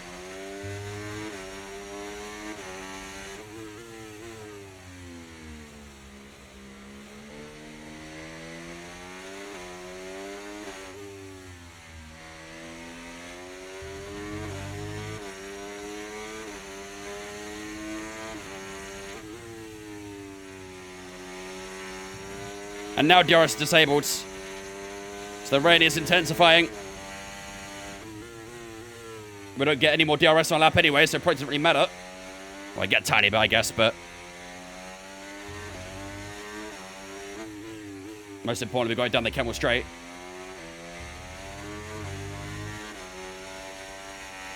Oh, backhand sliding around.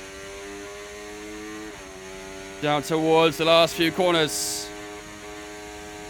Red tight on battery here.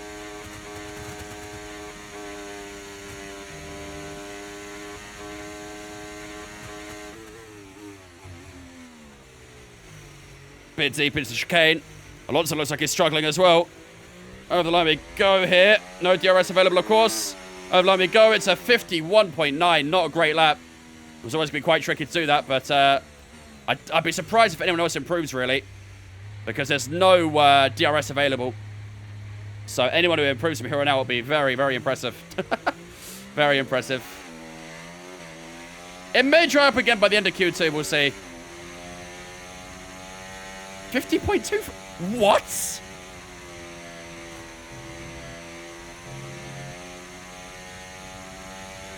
Okay, we've only got 1 lap of fuel remaining. He did a what?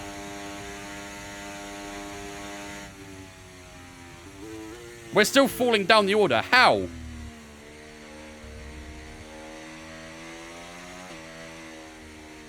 Are we going to be outside the top 10 here? We might be outside the top 10.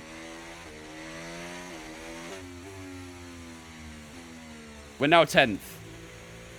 Bro, there's no way they're improving. Look at the state of the track. This is insane.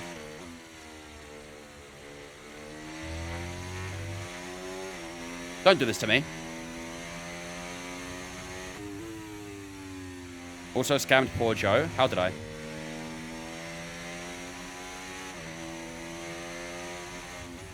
Go for Checo here as well.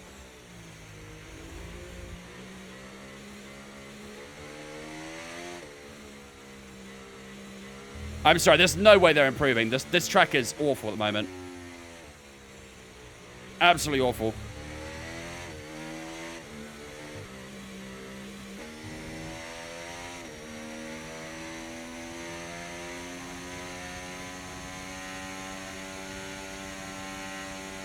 Oh, we're good.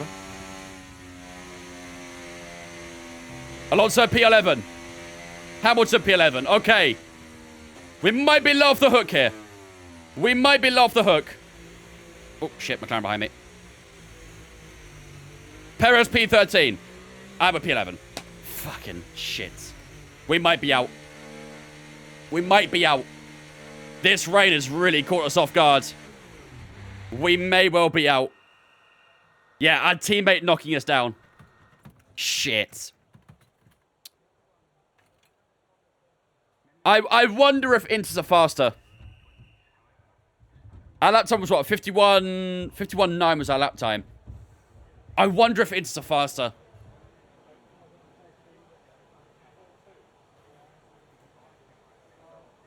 I have no idea, Cam. No idea.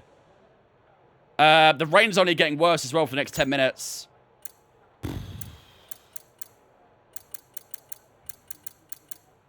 I'm really debating it. 50.2 from Max, faster the session. Carlos is in P9. I tell you what, look at some of the names out in Q2 so far. Ourselves at P11, Lewis Hamilton P12, Perez, Alonso, Piastri, all in that bottom 5. Piastri's not even set a lap time yet, so his lap time should be the worst here. Look at the middle sector, bro. We're 9/10 off our teammate in Sector 2. How are they so strong in the middle sector? I don't know. I don't get it. I think I've got to use an Inter here, right? Let's put a little bit more fuel in the car. Let's go 6.7. And we'll try again on the Inters. Because there's no way softs are going to be better now. No way. And the rain's getting worse, so minimum fuel. Honestly, I like higher fuel. Only by a bit in qualifying. Because it kind of weighs the car down a little bit. Makes it actually a bit more stable through corners. Right, let's try it. What? It's saying the dry's the best tire. Are you kidding me?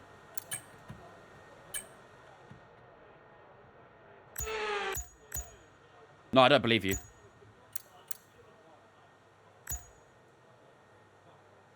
We're down to P12 now. Piastri went P6! What?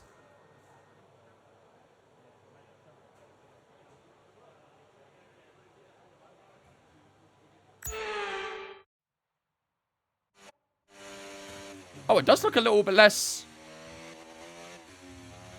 no, it's still raining pretty hard, actually. You can see it when he slows down. You can't really see it when he's going fast. Yeah, when he's going slow, you can really see the shine off the surface. I'm going to try an inter. I do not believe at all that softs will go faster right now. We're going on an inter. Okay, We're going on an engines inter. fired up. We're set. Yeah, I don't get it, HP. I don't get it at all.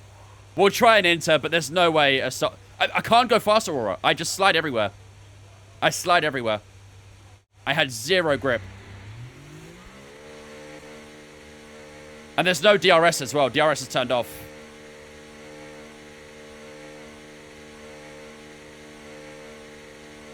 Let's try the outlap. We'll push from the outlap and see what I prefer. I mean, just from coming out the pits there alone, there was more traction. Shit. This is really bad. And I can do flat out in here as well. I think it's inters. I think it's inters. Okay, we've been pushed down to P12.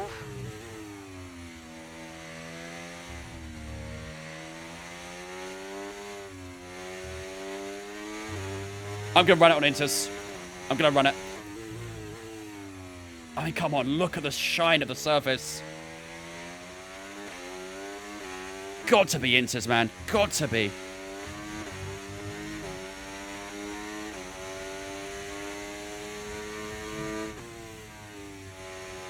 On 49 incoming. We need it, don't we? We need it. Do I use ABS or TC? Nope. When's the spin? Probably very soon at this rate. What's tire temps? Tire temps look okay. Tire temps look good. You got a new car, Carter. Nice, dudes. Congrats, man.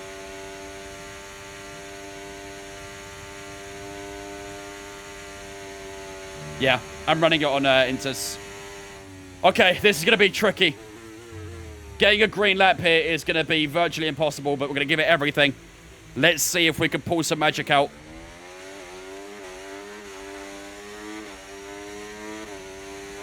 No DRS, don't forget. No DRS.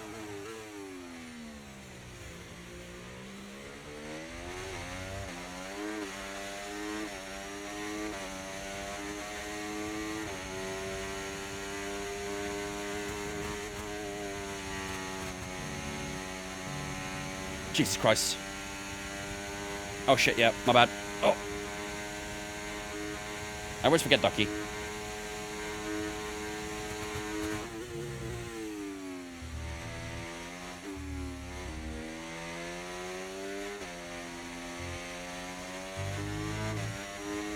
He blocked it, Heisen.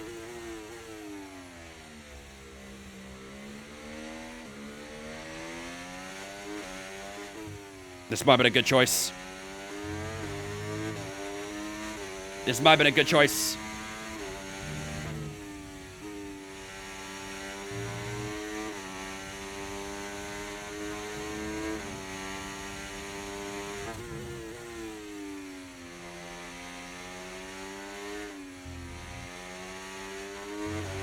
And we've dropped to P12. Oh my god.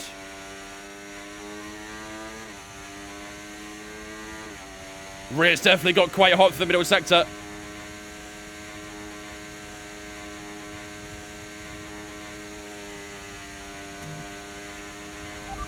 Minutes remaining in the session. We need a good lap here or we're out of qualifying. Come on.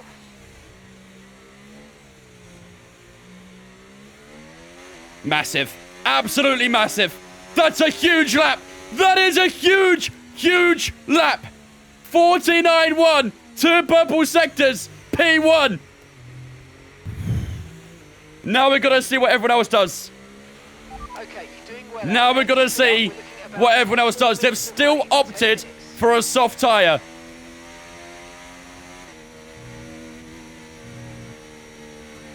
It felt right using the inters. They definitely got quite hot at the end of that lap, but it was enough for now. It was enough. Okay, let's see what everyone else does. There's 5 drivers, I think, in the pits. If there's 5 drivers in the pits, we're through, no matter what.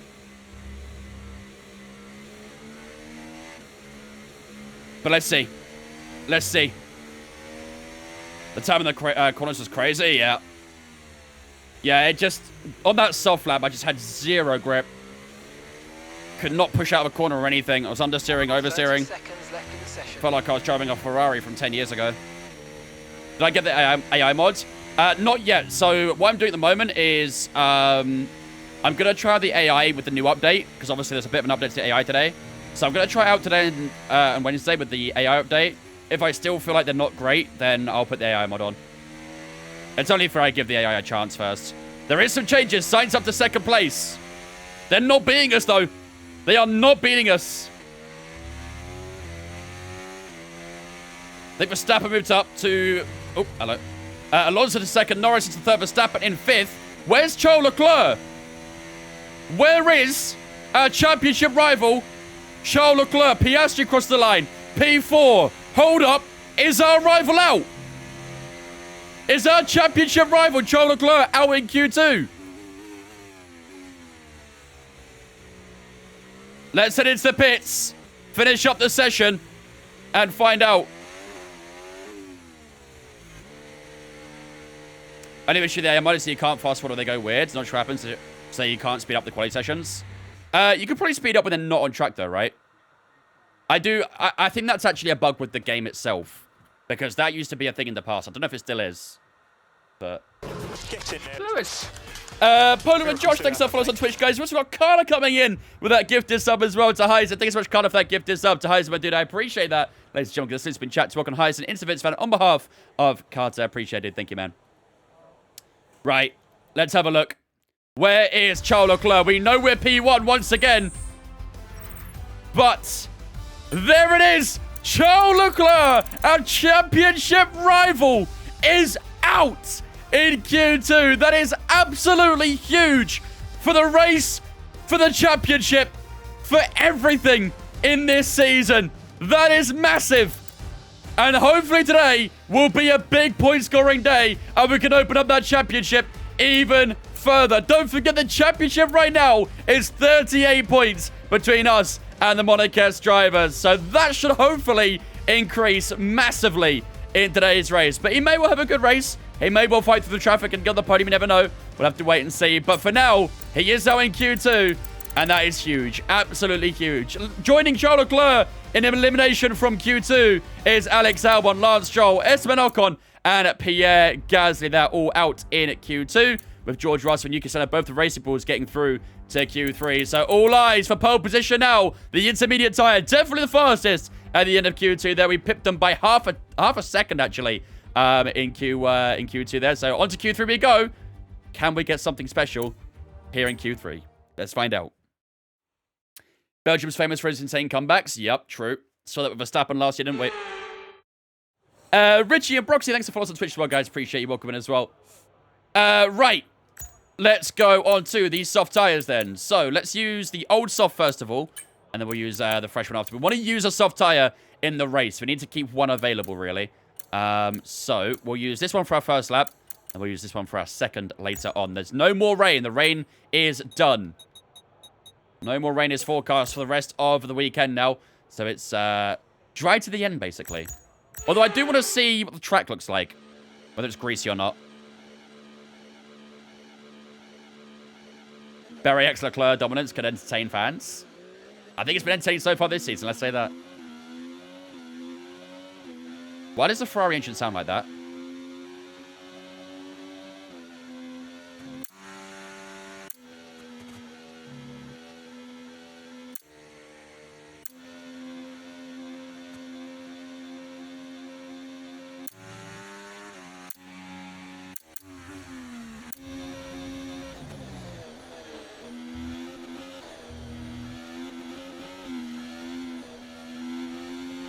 What did they do?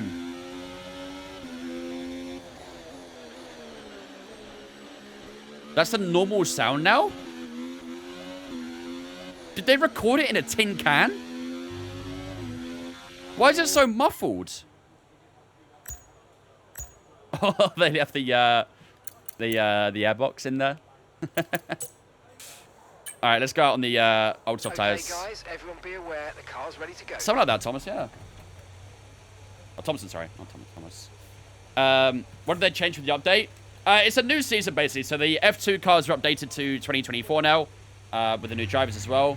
The AI has had some changes as well. There's a lot of various different other fixes and stuff too. There's entire patch notes on our Discord if you want to check them out. Favorite F1 track of all time? You're looking at it. Spa-Francorchamps, my favorite.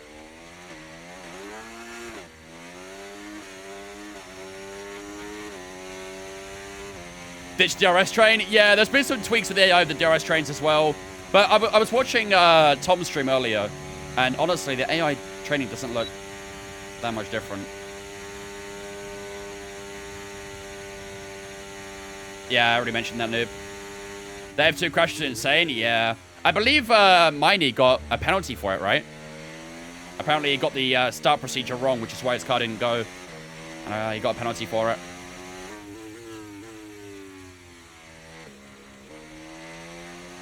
That's my favorite, Kenzie. Such a nice variety about it. Love this track. Do you like Spa because it's long? Partially. Partially. I don't think a long track's always a great track, but it's just like the mix of corners. There's so many fun, fast corners.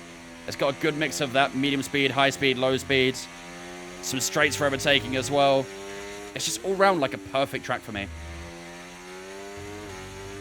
I love it. You like Interlagos as well? I like Interlagos, yeah, it's alright. Let this Aston go. Is Kimi in the game? Absolutely, yeah, he'll be in the game now. He'll be in the 2024 F2 cars. However, and a lot of people will forget this, you cannot start a career in F2 2024. So you can't do a career mode with Antonelli or anything like that. You can only start a career mode in the 2023 F2 cars.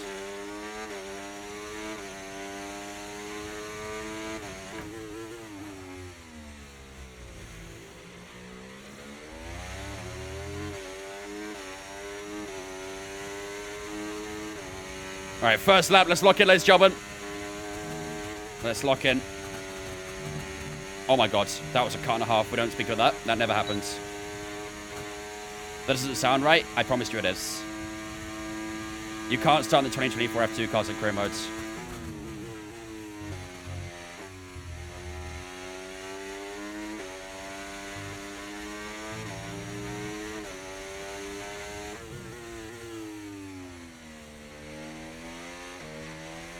I saw the fast lap there.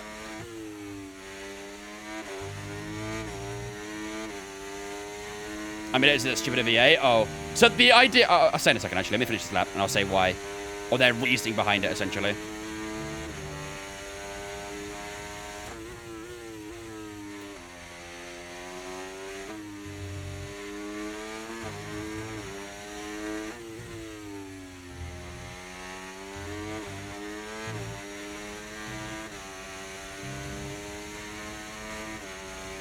Come on.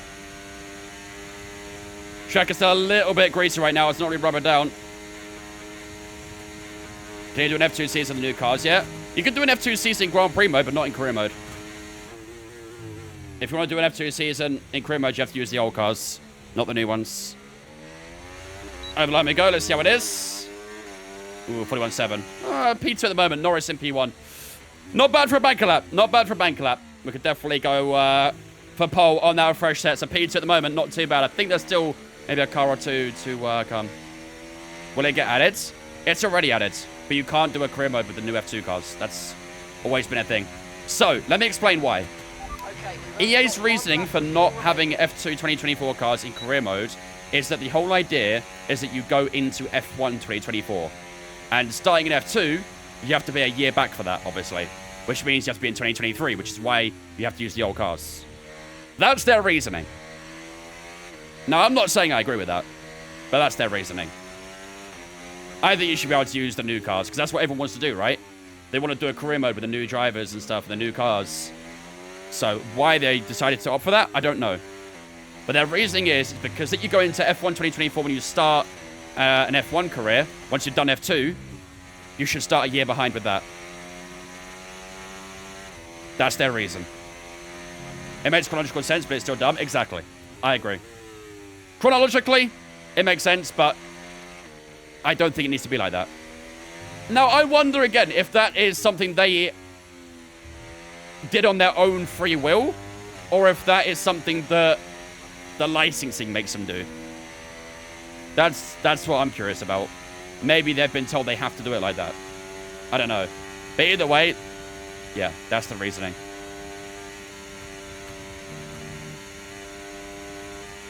Yeah, exactly, Noob. Exactly like doing like a Grand Prix or something like that.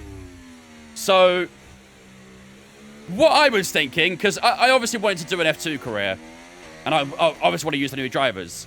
The way I was thinking about doing it was maybe doing a Grand Prix season, like an entire Grand Prix F2 season with the new cars, and then transferring that from Grand Prix mode to career mode. So basically create a new character inside of F1 career mode with, you know, whatever driver you want to use, and then do it like that. That'd probably be the best way. The only thing is, obviously, you can't really do a lot of customization with the faces and stuff, so... But you can probably still, you know, get the names right, you can put the flag on, you can put the right number, all that sort of stuff. But, yeah. Did they remove Logan yet? I don't think so. I don't think so. They might have, but I might have missed it.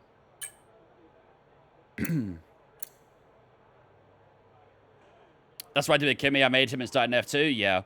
So the way I would probably do it if I was to do it would be to not do a driver career, in a sense, but start with the Grand Prix for a season, or for the first season, so I can actually do the F2 cars, and then we'll do a career mode with, you know, making Anthony essentially, rather than taking him, so.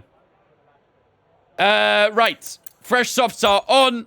Let's set the fuel down to minimum as well. We're going 2.7 just in case. And prepare for this final lap. CP2 right now. Less than 2/10 to Lando Norris. So we're going to come down to this final lap in quali to see if we can pip Lando to pole position. Gonna be interesting. Gonna be very, very interesting. Carlos Sainz down in 7th right now, so hopefully he can find some more time. And the cars are actually already out on track, so let's head out as well. Standing by. Not at all, random. Not at all. He may well just move teams. Apparently, Sauber have started a conversation with him. Really, Luke? I didn't know that. Awesome. That's dope. But yeah, I do have Amazon Prime. Yuki 3rd, indeed, yep. That racing was a pretty good car in this career, to be fair. We might have made it a demon in our first season. Where am I from? I'm from the UK, United Kingdom.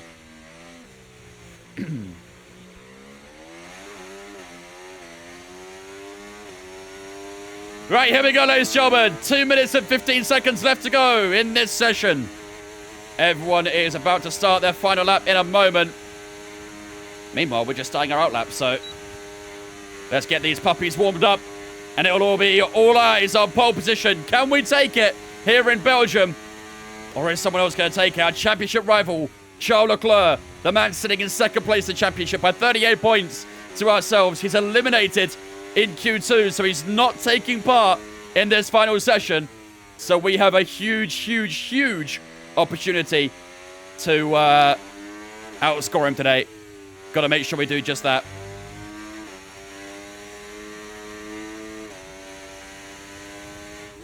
Am I the last starter lap? Yep. I usually always am. No real point being around the AI. What up, Nath?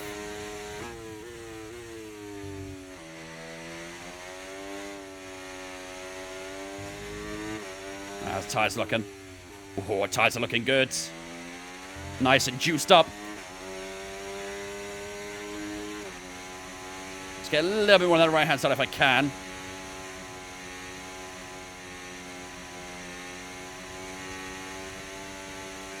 That should be good. All right, let's just cool off a little bit of that surface temp. Put this into hot lap mode. And here we go, ladies and gentlemen. All eyes on us for pole position. Can we do it? Or are we going to get pipped to it by one of Lando Norris, by Verstappen, by Lewis Hamilton? We're about to find out The biggest 1 minute and 40 seconds coming up right here.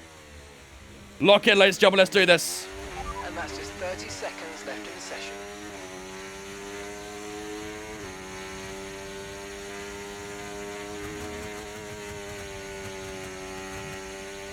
40.5 from George Russell.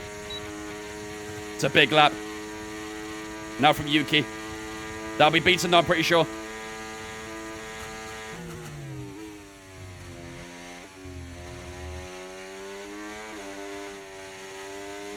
.2 from Lando. Now 0.1.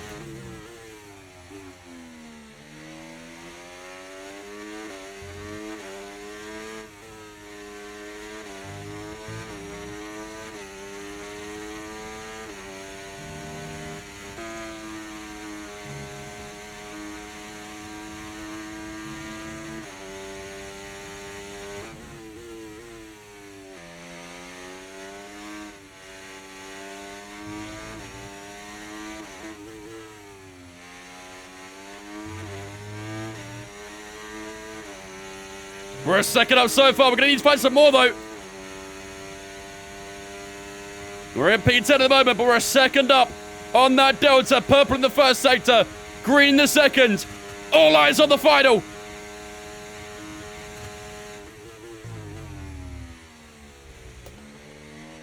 Maybe broke a little bit early there. Through the last couple of corners we go. DRS wide open. ERS being utilised over the line. That's not a great lap.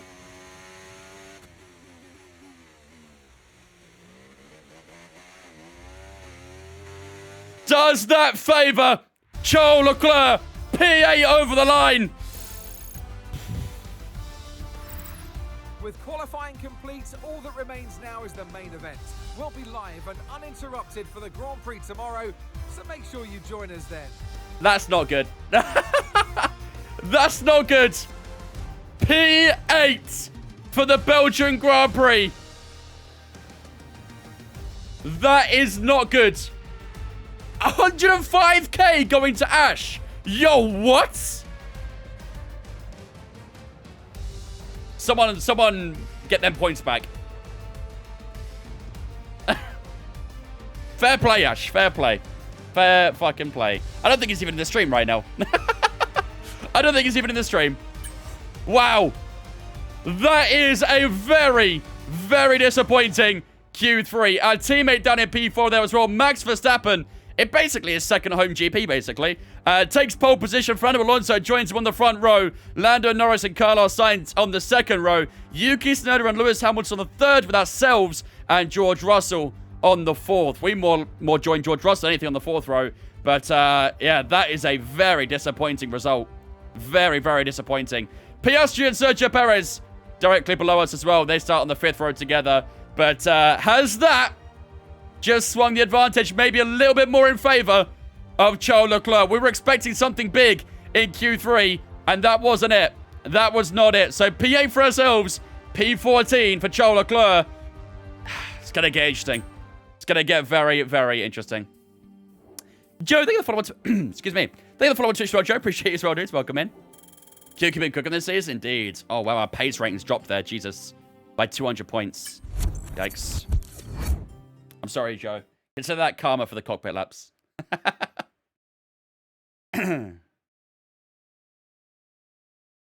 My mum asked if the dishes were clean. I told her Berry. She knew they were washed. Yeah, let's get a ban on Noob Master, please. Mods. Immediately. Have Sauber actually started talking to Colapinto? They had a conversation, yeah. But they're still talking to Bortoletto as well, so yeah, we'll see. My mum asked if the roast was done. I said Berry's Q3 at Spa. She knew it was cooked.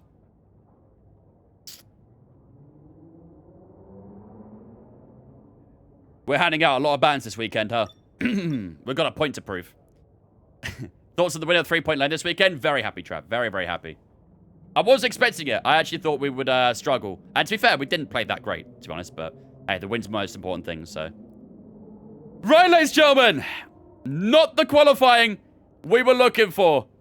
Not the qualifying we were looking for at all. P8 is where we start this session. But the points are won in the race. It's going to be a tough one starting down in P8. But the good news is our championship rival, Charles Leclerc, does also start quite low as well. He's down in P14. So it's going to be a tough one for both of us. We both have a big task in our hand for the championship. This is how the standings are looking in the Drivers' Championship at the moment. 38 points is the gap. So it's still a pretty good margin. But of course, after Hungary, Charles Leclerc did catch up that little bit towards us after the Hungarian Grand Prix. So, yeah. Hopefully at Belgium today we can try and open up that gap. We have already got the advantage in a sense that we start well ahead of him. You know, we're good 6 positions ahead of him. But we should have been a lot higher. We should have been at very least, in my opinion, on that front row. So, very disappointed to be nowhere near it. And we have it all to play for the race today. But, yeah, gotta put things right. Gotta put things right. And hopefully we can do it here in Spa. I was honestly thinking about maybe taking the penalty for the ICE. Do you think we should do it, chat? Seeing as Leclerc's quite low? Or should we save it for now? For another race? What do you guys think? I mean, P8's not terrible. Obviously, we could definitely work our way up from here. But, qualifying this low might be a good opportunity to do it. You think we should do it? Should we pole it? Do it next race? Not next race. Next race is Zandvoort. I don't want to do it there. If anything, I'll wait until either Monza or Baku, where there's good tracks for overtaking. Obviously, Belgium is also a good track to overtake as well, but let's get a poll up in the chat real quick. Should we take a new ICU? ICU? ICE. Yes. Do it now. Oops. No. Wait for another race. Oh, I can't type in. Wait for another day. There we go. Right. 2-minute poll of the 2-minute poll up in chat right now. Vote away, vote away, vote away. Should we take a new ICE? Vote on the poll on the Twitch. Those on TikTok, remember to Twitch if you want to vote on the poll. Hey Cup, jeez, my voice is going. Hey Cup and Mason, thanks for follow us on Twitch, guys. Appreciate it. Welcome in. I know, HP. To be fair, after that Q3, I might need it. I might need it. Okay, you guys are adamant on that ICE, huh? You guys are adamant. 24 votes. If we take a new ICE, do the prediction against Charles, maybe? Can do, yeah. Can do. If we take any pen, you'll be at the back anyway to take a full set. I don't think we need to. Like, a lot of our stuff is pretty good. We've still got 2 sets of this available. 2 sets of this. The energy stores are also pretty good as well. The turbocharger's good. Control electronics are good. We don't need to. I'm happy just taking the ICE. Came across the stream. Glad to be here. Glad to have you, my man. Welcome in, dude. Pleasure to have you. 30 votes to 10 right now. It's looking pretty good, isn't it? It's looking pretty good. 75% saying yes. 25% saying no.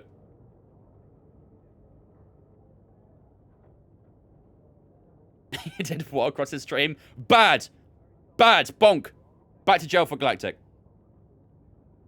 Your BP18s might as well send the penalties. Well, I'm thinking about others taking penalties as well. I do wish pit lane starts were a thing in this game. It would be a lot of fun. It would be a lot of fun. But, yeah. I mean, starting P18, yeah, we could argue we should take another one, but I feel like others might get penalties. It might bump us up a couple places. Every position will be important, really. So, at the moment, I'm just going to stick with the ICE. For now. For now. I can't time Galactic out. It's got that video of me crushing in the pits. Is that his blackmail against you? There we go, then. 75% of people say to take the new ICE. So, let's do it. The new ICE bolted into the car. And we'll have a fresh spec going for this one. That should really sort us out for the season. It's not P18, it's straight to the back vonk. In real life, it is, yeah. But I believe in the game, it still only gives you a 10th place. I'm pretty sure, anyway. Take full penalty to start from Austria. Austria? That's putting it nicely, isn't it? Should be back in Imola, shouldn't we? It said it there.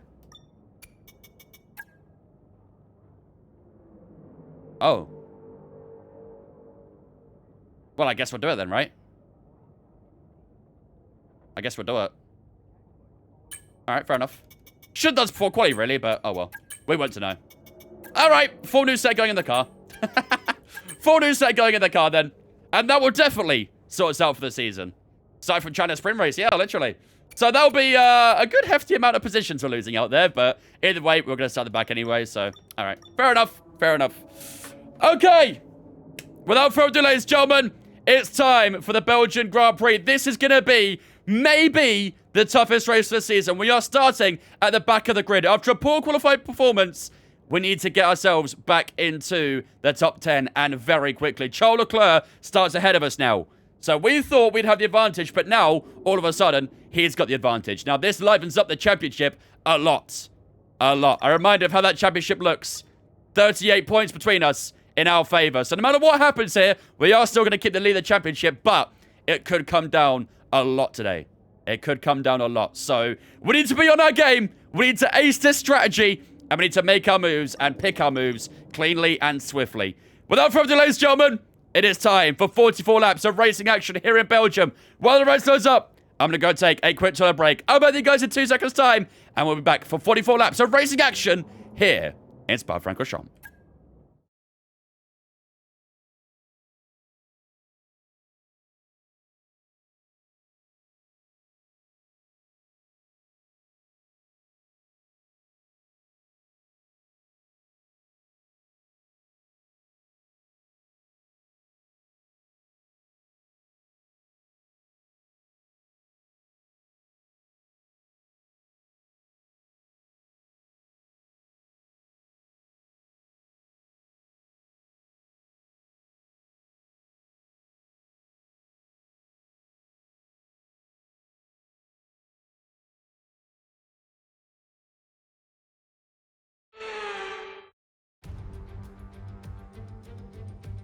Welcome then, as we take a step back into the nostalgic golden days of motorsport.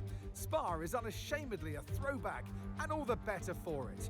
Climbs, drops, sharp turns, chicanes, sweeping high-speed corners, all while taking in some of the most beautiful scenery that Europe has to offer. This might sound like a travel brochure, but it's not. It's a race day. Welcome along to Spa-Francorchamps for the Belgian Grand Prix. So here we are once again, ready to go racing through the Ardennes Forest. 4.35 miles of long straights, fast corners, and massive elevation changes. It makes this not only one of the most exciting circuits on the calendar, but one that makes for some consistently high-quality racing as well.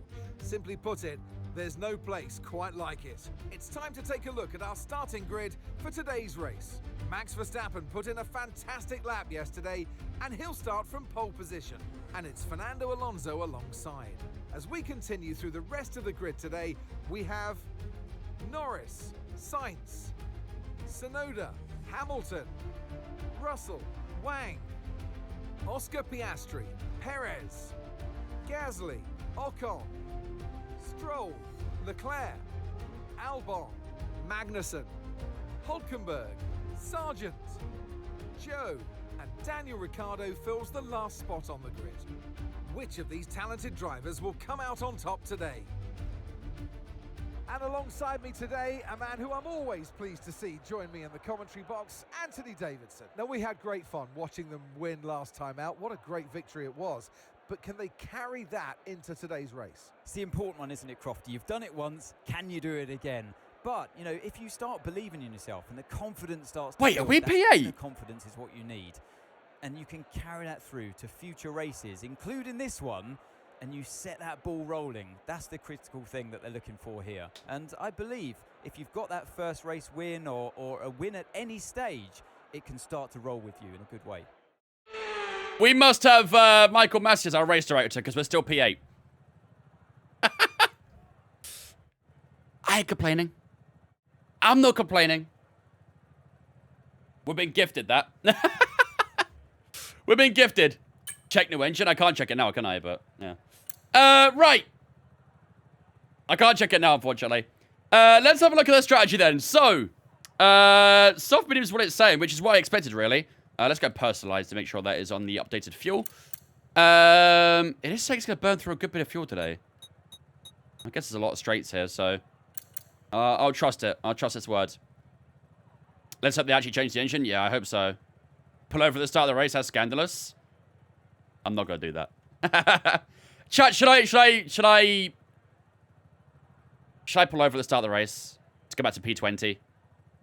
Should I honor the penalty? Or should I just full send it from P8? What should I do? Yeah? You want me to pull over from the start? F2 the start. We are actually P8, yeah. We are actually P8. It should have changed it, yeah. It should have changed it. Full send it?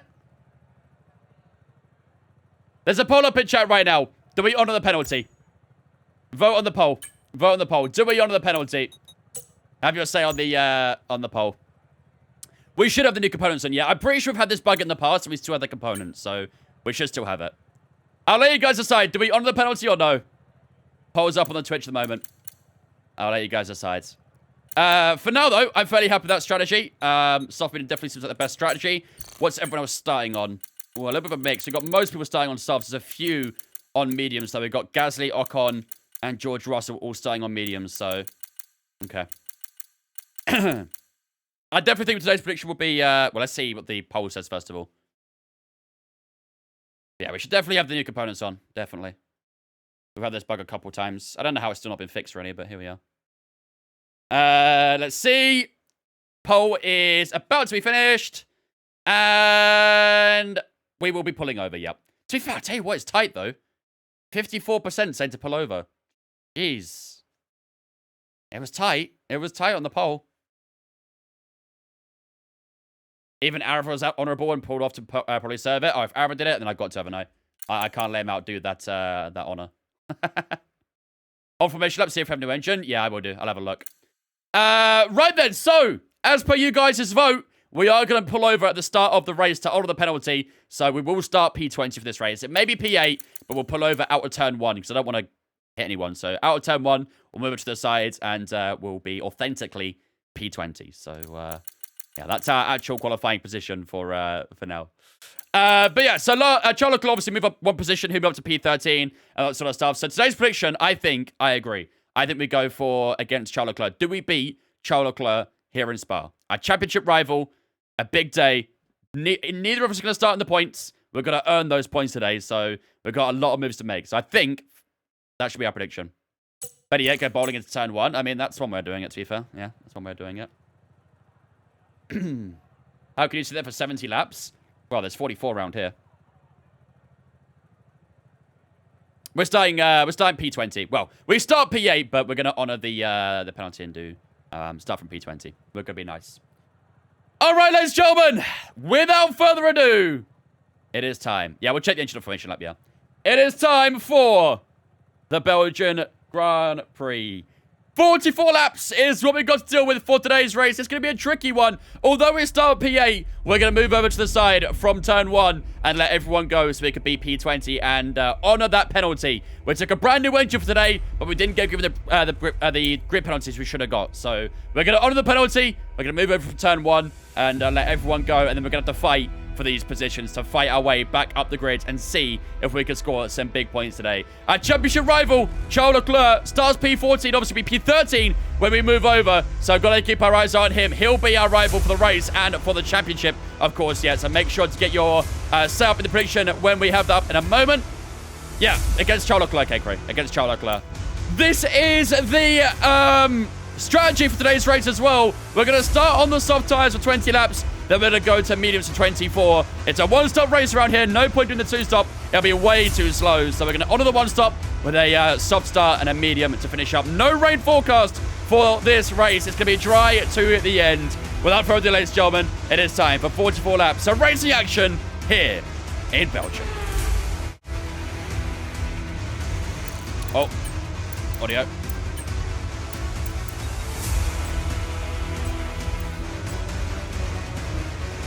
We can see the penalty at the top, so it definitely worked. And oh, I can't see the engine. But it confirmed the penalty at the top, so I'm pretty sure it's good. But there you go, ladies and gentlemen. Prediction is up in the chat. Make sure to warm up the tyres and brakes. Will we beat our championship rival, Charles Leclerc, in today's Grand Prix? Get your predictions up on the Twitch right now as to whether you think we can beat the Monegasque driver.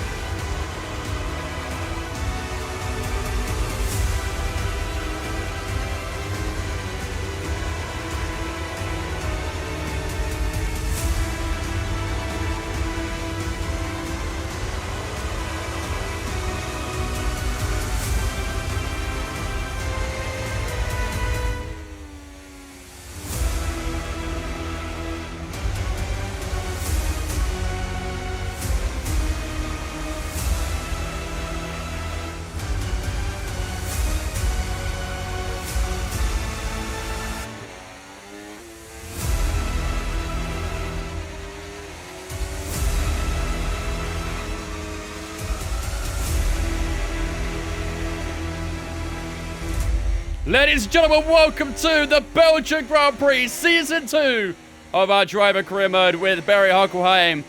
At the moment, we do start P8, but as we said earlier on, we are going to drop down the order. We're going to start P20 from this race. We did take a penalty, but it didn't give us the position, so we're going to do the gentlemanly thing and let everyone go to honour the penalties. So you'll see us drop a lot of position from the start, and then it's up to us to work our way all the way back up to the top of the grid. Can we do it? Here in Belgium, our championship rival, Charles Leclerc, starts in P14, P13, with us dropping down at the start. Here we go. We're going to go from lights off here, and we're going to go very wide out of turn one to let everyone go, and then it'll be all eyes on us. Away we go here in Spa. Then the thing is, that's a decent launch as well, so a little bit disappointing. We're going to drop all these positions, but what we're going to do is we're going to stay well on the left-hand side here, let everyone go, and then we'll just join the back of the grid. And now our race begins, ladies and gentlemen, from P20. What can we manage from here? Out from turn one we go. We're a little bit far back down towards Eau Rouge, but these guys will be lifting and all sorts down towards the end of the hangar straight. So let's see what we can manage from here on out. From P20, where can we finish this race? Let's find out.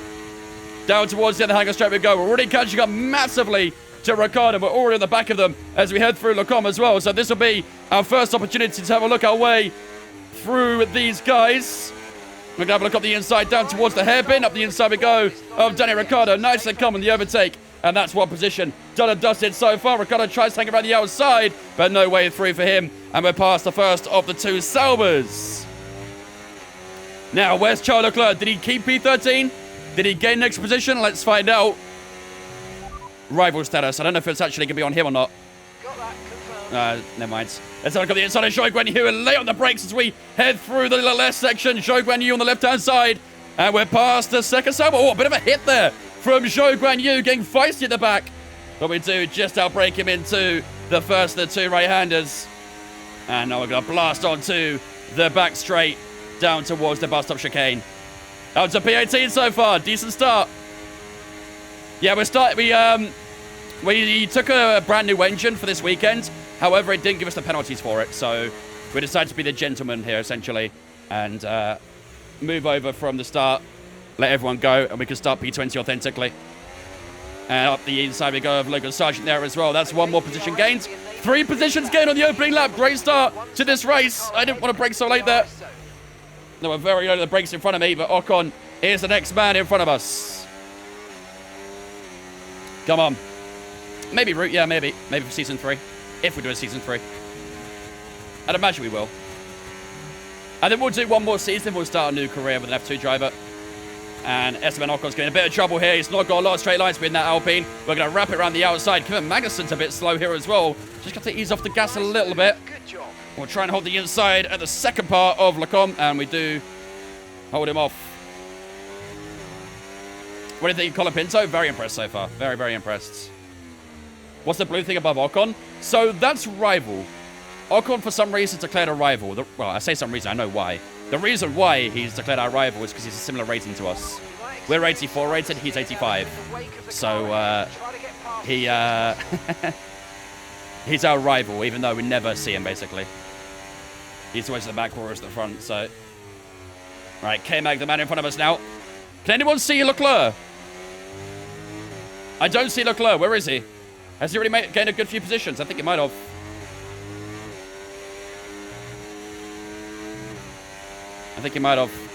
Is T10 actually a hairpin, though? Sort of. It's hairpin enough for me.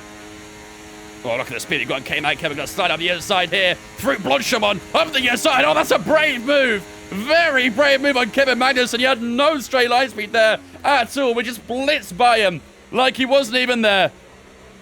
And that's another position gain. That was a very fierce, aggressive move on the Dane. And that's another position to add to our tally so far. And there's Charles Leclerc there. I see him. He is within sights. That's good. He's fighting for P10 right now. So he is about to get into the points the first time in this race. On to lap 3 we go. We've not got a huge amount of battery. Might be a little bit careful, but We are going to try and get past Lance Stroll if we've got an opportunity. He's struggling on Batch. We're slipstreaming all the way down towards Lecombe. At the end of the hangar straight, we'll lay on the brakes. Is this another position gain? Yes, it is. We are finding positions that there's no tomorrow right now. Charles Leclerc going defensive against Pierre Gasly there as well. So we're just getting one car closer to Charles Leclerc, our championship rival, who is now up into P10. And I'm sure he'll open up that gap to Gasly in this middle sector. These soft tyres looking good so far.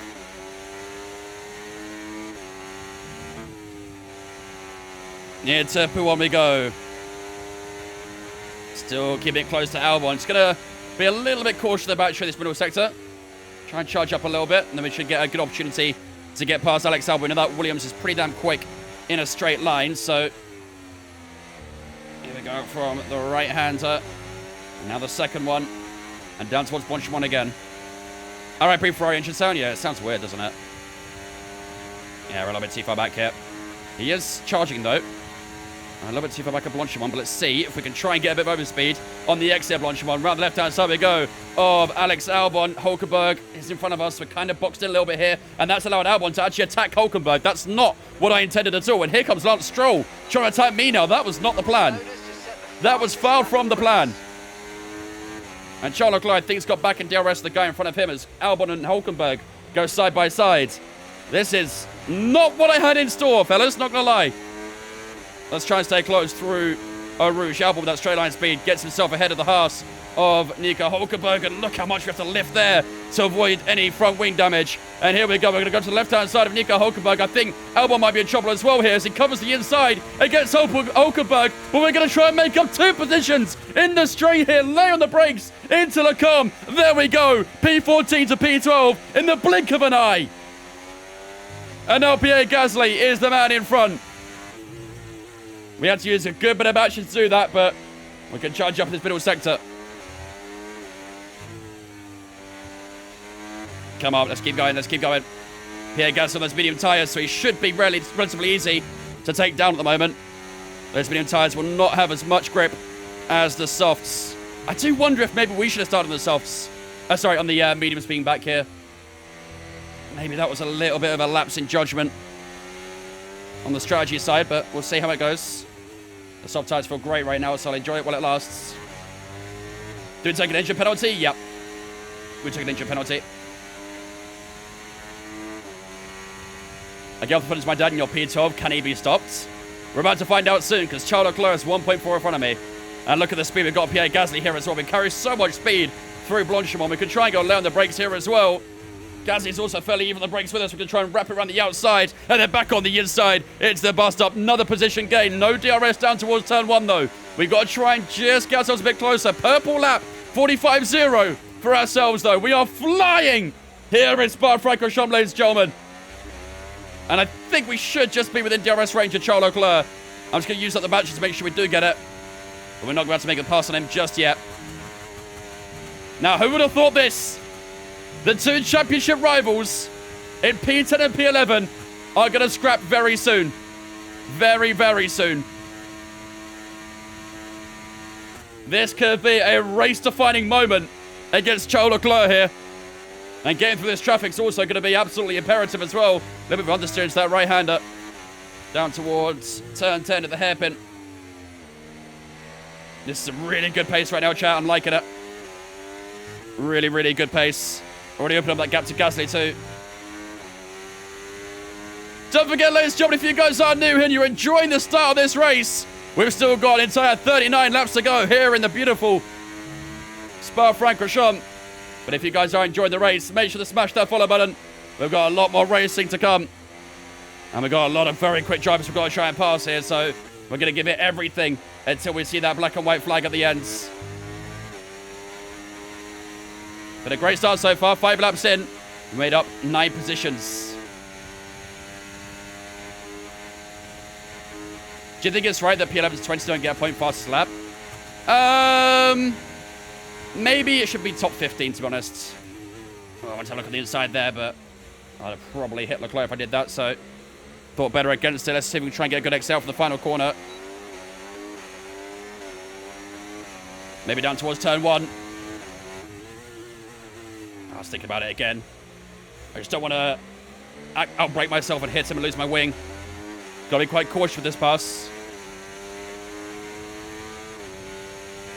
Who's the Ferrari number 2 driver? Lewis Hamilton. He joined Ferrari in the save. Leclerc's lifted. Leclerc's lifted through a Rouge. Oh, that tells me all you need to know. Round the outside we go. Down the hangar straight. We're past our championship rival. Or not. Here he comes again up the inside. Perez tries to block him off. We're going to have to be very careful here not to hit the back of the Red Bull. We've got the left-hand side as we head through Le Combe. And that's a big move for this race. Huge, huge, huge move. And for the first time in this race, we are in that top 10. It only took us 6 laps, but we've done it. Now we've got to keep on pushing. Charles Leclerc will be hungry to get back past us. But not just for this race, but for the championship.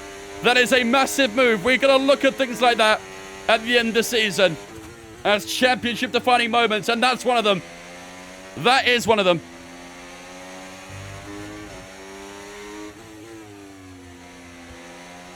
Taken down half the grid so far. Can we take down the next half? It's going to be a tough ask. Charles Leclerc slipstreaming us all the way through towards Bonchimon, but we're well ahead of him.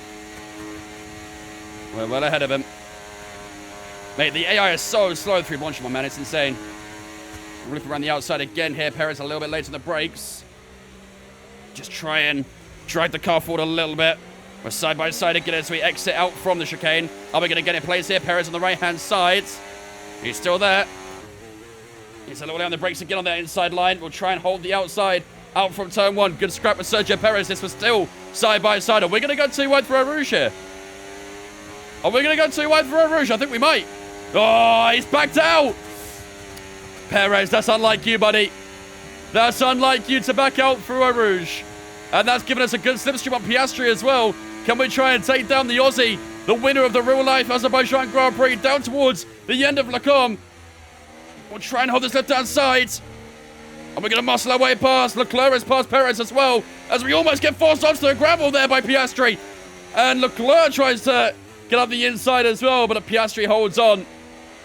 I tried to leave more than enough room for Piastri. I don't know if that was fair on the return. But we have to stay with P9 for now. We have to stay with P9.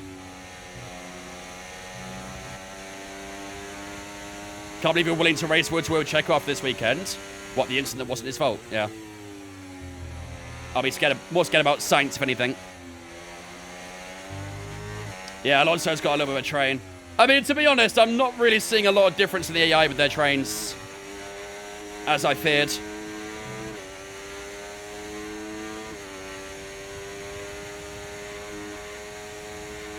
I love how the 2 Saubers are on their own back there, though. The 2 Saubers are all on their own down there. Oh, we've got a nice run. Piastri again, up towards the final little bus stop. We're going to switch back to the left-hand side. Piastri does some good defending.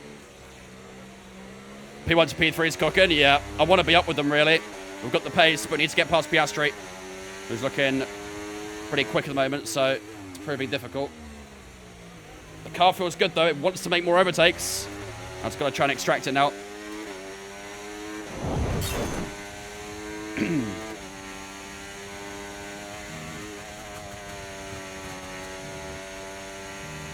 There we go again.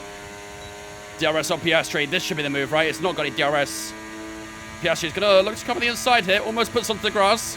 We'll force the inside, and that should be a relatively straightforward place. Tries to run the outside, but no way through for the McLaren. Up to P8, ladies and gentlemen. Great start to this race. Barbara coming on the 38 months as well. Thank you much, Barbara, for the 38-month resub. I appreciate that, ladies and gentlemen. Get us a spin chat to welcome Barbara into Vince Fam for the 38. Appreciate you. Thank you very much.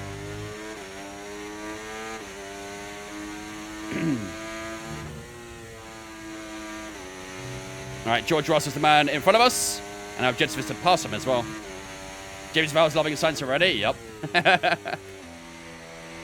It was a very unlucky accident overall. I mean, I've already shared my 2 cents on it plenty of times. But it was an unlucky crash. Very unlucky crash. It was such a good race. I don't know if I'd go that far. I don't know if I'd go as far as saying it was an amazing race.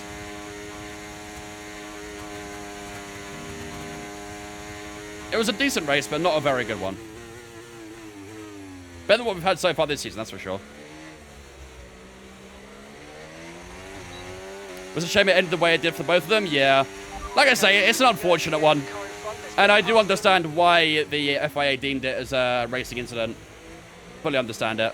But, as I've already said many times, I do feel like they should have punished someone.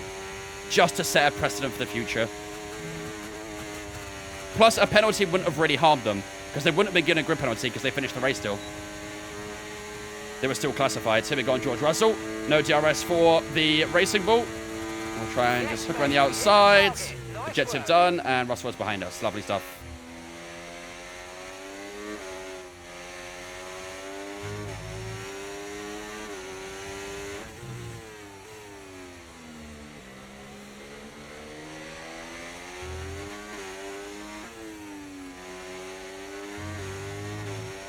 Checker points that crushes confidence more. No, it wouldn't be a checker penalty. It'd be more of a science one, I think. The inside curve is so small. Yeah, but it's deadly as well. It's deadly.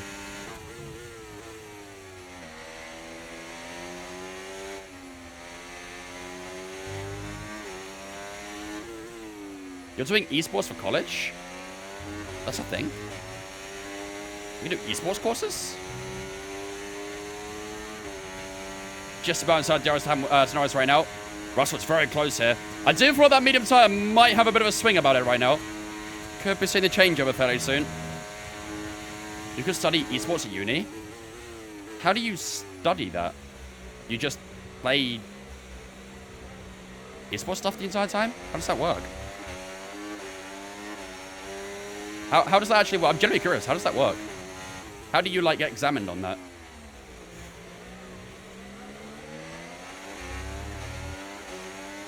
Your community college had a Rocket League team? Is it actually like a course? Or is it just like an event thing they do?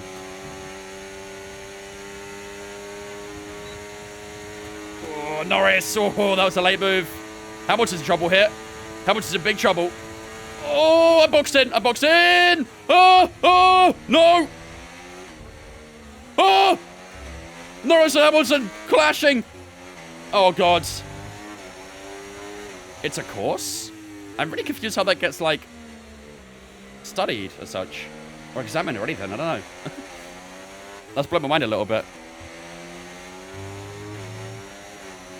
How many hours do you put into this game each day? I stream about 4 hours a day when I play this game, so... usually I do 3 or 4 F1 streams a week, so about 20 hours a week. On average. Sometimes a little more, sometimes a little less. Depends how much I stream it. I don't really play the game much when I'm not streaming, so... Only when I'm streaming I play it.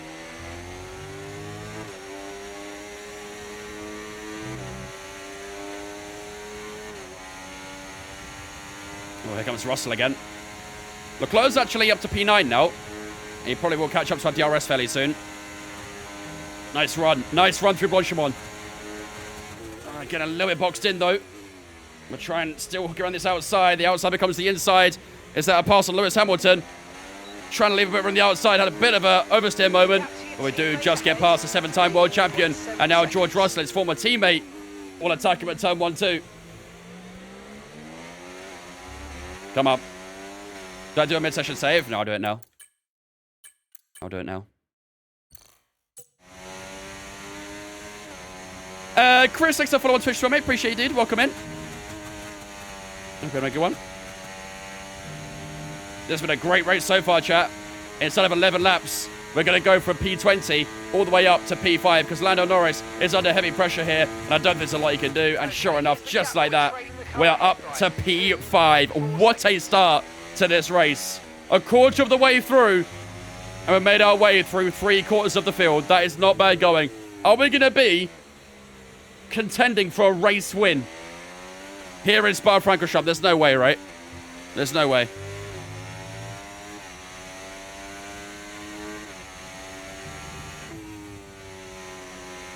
The top 5 are all in the same train speed. Oh, sorry, top 4 are all in the same train, so it's possible. It's possible. Why the mid-session save? In case the game crashes and stuff. We've had a couple of game crashes, so always better to be safe.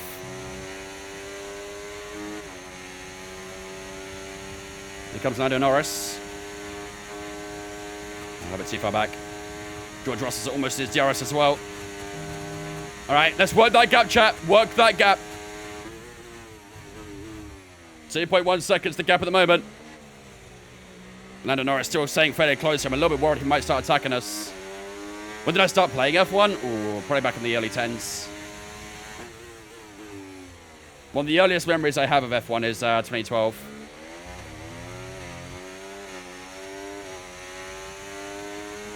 I hate how every time someone refers to Hamilton, they say 7-time world champion. Like, shut up, we get it. What's the issue with that?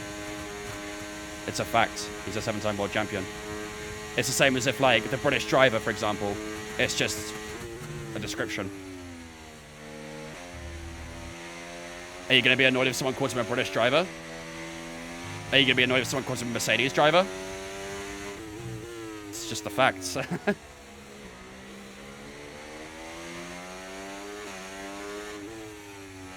People call Max Verstappen the current world champion. What's the big deal? I don't get it. I don't get the big deal.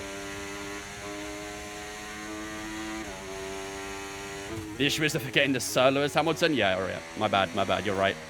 My bad. Look how much we're getting on Sonoda, by the way. 1.1 seconds already into the final couple corners. We've got some really good race pace. I hope the medium tires are as good as this soft tire. I never want to let the soft tire go at the moment. It's 8, actually. I don't care. Respectfully, I don't care. I don't care what you think of a 7 or 8. I'm just trying to get my point across here more than anything. Are we inside DRS here? Yes, nice. Inside DRS. That top 4, 8/10 away.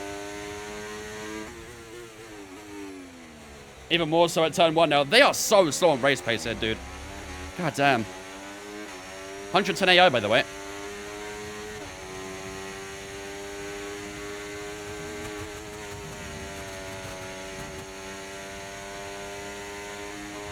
We're close. Make sure that AI is 110.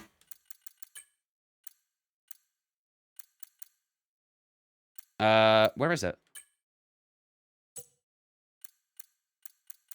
But yes, the A is 110. We're up to 110 for quali, and we didn't change it since. Where is it?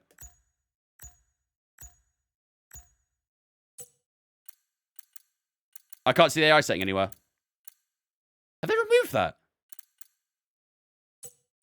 We went past it? No, I didn't. They've taken away the AI settings from the settings menu. You couldn't change it, but you could see it. Simulation settings? No. It used to be its own tab. It used to be called AI. You used to be able to have a look at it in-game. You couldn't change it. It was grayed out, but you could look at it. I think they've removed that in the latest update. That sucks. Anyway, in the meantime, there we go. You can stand around the outside, maybe. Just gave us a lot of room. Thank you very much. I'll capitalize all of that. Thank you very much. And up to P4 we go. Alonso have Verstappen scrapping away in front of us. Good job. Nice overtake. But yeah, we are on 110. I promise you. We can have a look after the race, but I guarantee it's 110. Used to be called difficulty? Yeah, maybe actually. Maybe. Yeah, the tab's not there anymore. You can't find that patch notes in Discord? Go to Racing Games. I put a link in it a little earlier on today. Is 100 Hz on, do I? Yeah, I think so as well. I never changed it since it's 110. It was 108 for practice, but then we upped it to 110 for quali, and then I never changed it again after, so I don't know. Maybe we'll not use hot lap or something for the entire race. Should we stay in medium only to make it fair against AI, because they seem very slow here. That'll make some good battles, I think. That was so nice that I brought it here. What a legend, Lucas. What a legend. We'll use medium and overtake only. That way it should balance out against the AI, I think.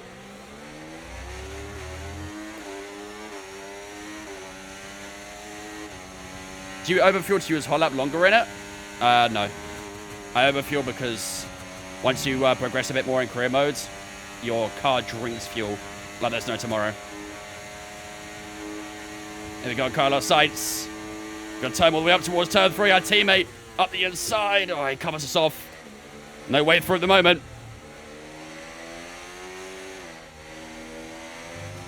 Oh, hello. Use your overtake button more. It's time to utilize some of this energy. Come on.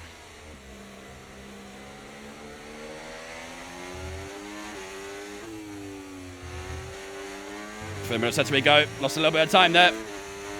What do you have? I have the Mazda FSR with the R9 wheelbase.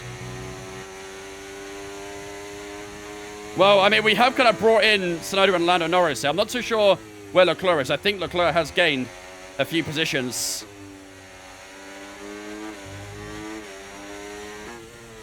Did drop off a little bit in the middle sector against Carlos Sainz.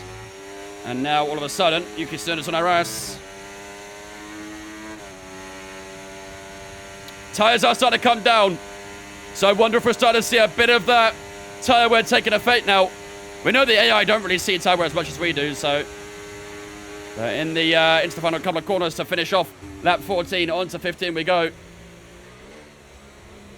Out the final corner. DRS wide open. Carlos Sainz using a lot of that outside curb. We'll just have to sit behind for another moment. Anyone else having issues with the stream freezing? I don't know. Anyone else having issues with the stream? Or I don't see anything wrong on my end. I think it looks good here.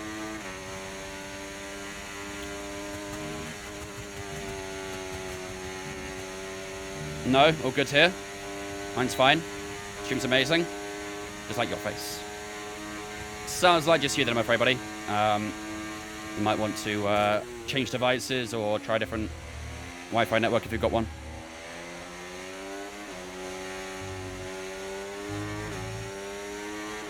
Call the IP.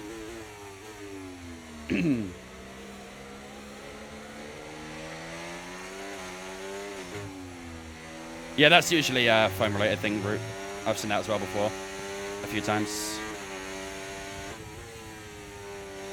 Stream's good, but I have one complaint. There's a weird-looking guy on the left. Don't you dare speak on Huckleheim like that. That's unmod-worthy.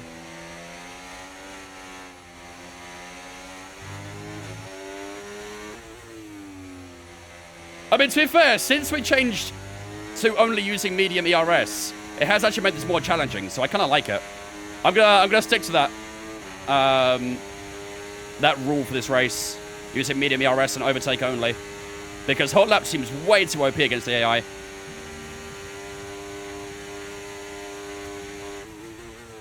So I'm gonna stick to medium only. Should make it good, fun challenge.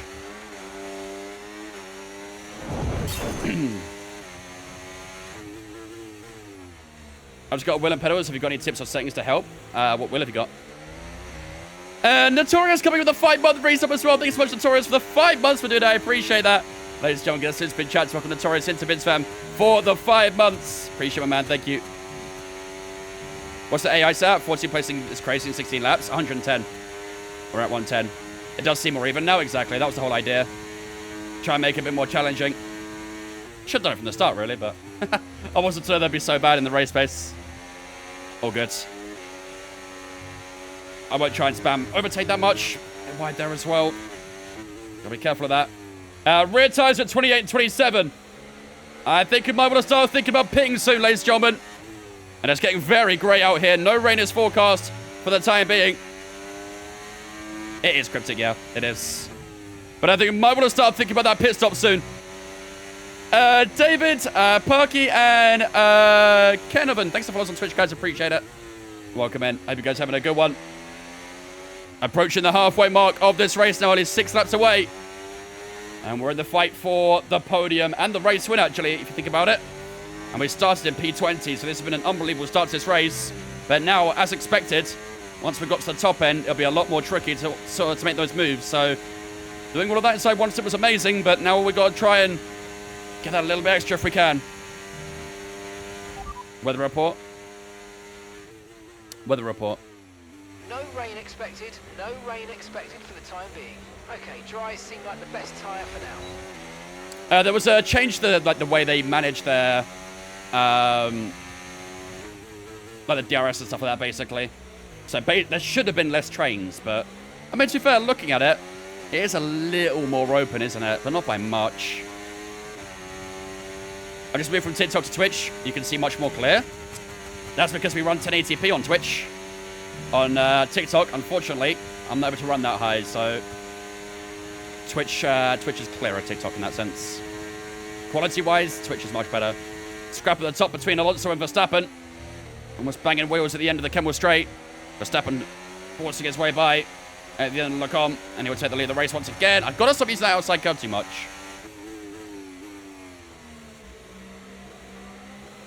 What's your thoughts about Team at Marduk? Washed. The Red Bull drivers just completed a pass for the lead. Should have won the championship last season, but facts, Luke. What up, Con?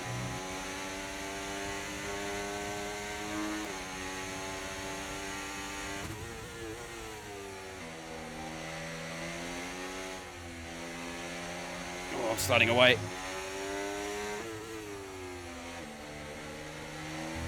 Come on, these rear tires are fading away, chat. I think we might think about the undercut here. Box opposite Max. Is it a little bit early? I feel like it might be a little bit early. Let's hold out one more.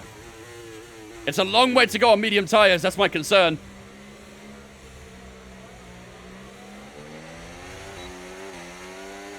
I think maybe end of this lap.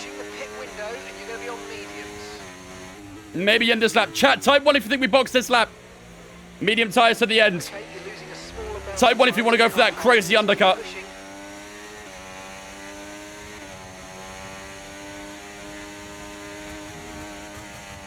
I'm seeing a lot of ones. I'm seeing a lot of ones. All right, let's do it. Box, box, box opposite Verstappen. Okay, we can take you this lap. We go opposite Verstappen, chat. Opposite Verstappen. If he boxes, we stay out. But I'm pretty sure he's going to stay out, so we should be able to box it. I'm definitely starting to struggle with the tyres a little bit now. Not got anywhere near as much pace. Oh. I think it's like outside curve a little bit too much. If you think you can get past, make use of the overtake button and see what you can do. Where do we start the race? P20. We started in last place.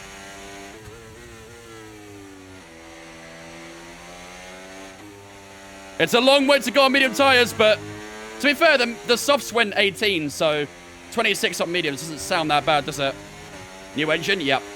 We had a bad qualifying. We messed up our quality lap, started P8, so we decided to just take a brand new engine. It is. It's a very forward-thinking undercut, this one, isn't it? We are going to take a bit out of the medium tyres in doing so, but... All right, here we go. Is Max boxing? No. In we go, ladies and gentlemen. In we go. Come on. Got to make sure I don't get any traffic here either. Purple on the optimal, good stuff. Okay, there seems to have been a problem attaching the right front wheel. We 4.1. put that behind us though and finish the race strong. Right. That's not ideal, is it? It's not ideal, really, is it? Strategy complete. See these tyres through to the end now. Cut P17. Bit of a gap to the guys in front. Is that Daniel on the right front? It's always the frauds that are named Daniel, aren't they? Okay, mate. We've got high reserves of DRS. I mean, to be fair, we would have come out right behind Hulkenberg. So I don't think we'll actually lose too much from this. Because Hulkenberg could be holding us up right now, so this isn't too bad. The objective is to drain the battery. Okay. I'll just stay in overtake mode for a bit. Just get rid of it. just to get rid of that objective.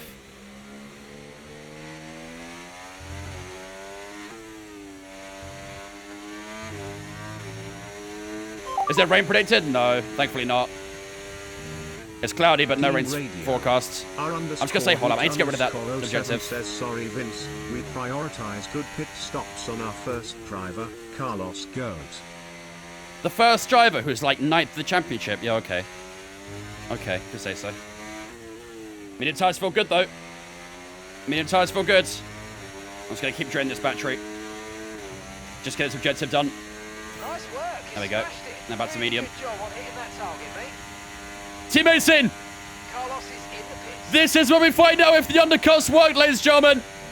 This is it. We're going to have DRS and Hulkenberg out from the bus stop here. Don't forget, there's a few guys that are still on medium tyres, so DRS wide open. Let's have a look. Where are we going to come out? There's Lewis Hamilton. There is Verstappen as well. This could be title picks, I think. And we are ahead! We are ahead! Ladies and gentlemen, the undercut working a treat!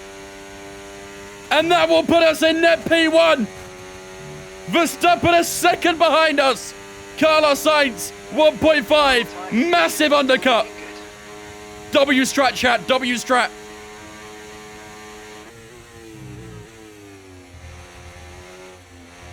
The problem is we are still stuck behind this lot in front of us. And we're going to find a way past quickly. Very, very quickly. Otherwise, they're going to cause a problem. Let's try and be aggressive with Hulkenberg, maybe. Try to look around the outside there, but no way through. The car behind's just boxed for mediums. And look at that. All of a sudden, Verstappen's in our ass again. Typical. Typical. Oh, he's so slow, 3.1. Got to get past it. Got to get past. On the left-hand side we go. Down towards the S section. Around the outside, giving plenty of room in case he understeers. And we do get past the first of two Haas's. Now it's Kevin Magnussen in front of us. Here we go again. Down towards Bonchemont and towards the bus stop chicane. We've got a nice run out from the second of the two right-handers. We're on the inside at Blanchemont. It's wheel to wheel as we head through Blanchemont right now. But K-Mag backs out. He knows better than that. And the Dane concedes position. That's a good little blockade to have in between ourselves and Verstappen, the two Haas's. Lance Stroll in the pits now. DRS and Esteban Ocon down towards turn one. Hulkenberg has stayed out. Kevin Magnussen's boxed. 6.6 seconds. Come on. Can I donate money to you?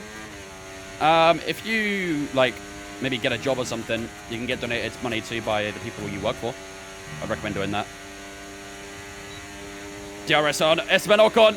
Here we go. This is the battle for P3 now. We're low on battery, but here we go on Ocon. Around the outside we go. No troubles. P3. The only man in front of us, or the two men in front of us right now, George Russell and Pierre Gasly, but they are on old medium tyres. So this is net P1, ladies and gentlemen. We have officially done a last to first so far, but we've still got the rest of the race to go. We're only not even halfway through. Next lap will be the halfway mark of this race. We're going to hope that Ocon holds up Verstappen a good bit here. It's very, very important. But from P20 to P1, this is an outstanding drive at the moment. George might go to the end. Maybe. Your tires will be dead by the end. We only boxed one lap earlier than Verstappen. And the wear's not too bad. We're on 2% already, so we should be okay. We should be all right. George Russell's in. George Russell is in. So is he going to do 23 laps on soft tires? He's doing more on the softs than on the mediums. Make that make sense. Ocon stayed out as well. We should get well ahead of George Russell here. He won't even be a problem on pit exit. There we go. Up to P2. Pierre Gasly now the only man in front of us. Medium hard for Russell. Did he go hards? Yeah, GG, just through. He must have used all his softs in quali. What difficulty? 110. Max AI. Corey, King, and Mike. Thanks for following us on Twitch, guys. Appreciate you as well. Welcome in. Thank you for the follows. Here we are, ladies and gentlemen, halfway through the Belgian Grand Prix. Max Verstappen has passed Esteban Ocon and is within a second of us now. So we may have won a certain battle, but this war, far from over. Anyone know where Charles is? Anyone know where Leclerc is right now? Massive for the championship if we could get a win here. Do I do online racing? Every Saturday and Sunday. Saturday for the Creator Series. Sunday we do open lobbies with viewers. And our community race. Oh, Verstappen's looking really quick, man. Verstappen's looking really quick. Is Gasly put on merit? No. He's got a box. You can see how much we're gaining on him. Verstappen's looking quick, man. Norris is stuck behind Ocon, so that's good for us, but I think this battle for the win's going to go down to me and Verstappen. JamesL_02 says everyone on TikTok get on over to Vince's Twitch for a free kiss from Vince himself. Whoa, whoa, whoa, whoa, I never agreed to that. Gap to your teammate I'll give you a behind virtual high five, though. 3.5 seconds.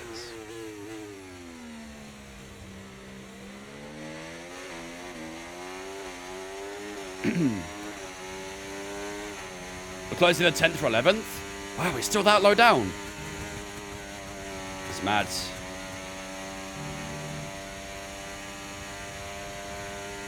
Here we go. Is Verstappen close enough here, or is he a little bit too far back? I think he's a little bit too far back this time round. You did, Ash. Yep, we qualified 8th. So you got 100 grand. GG's.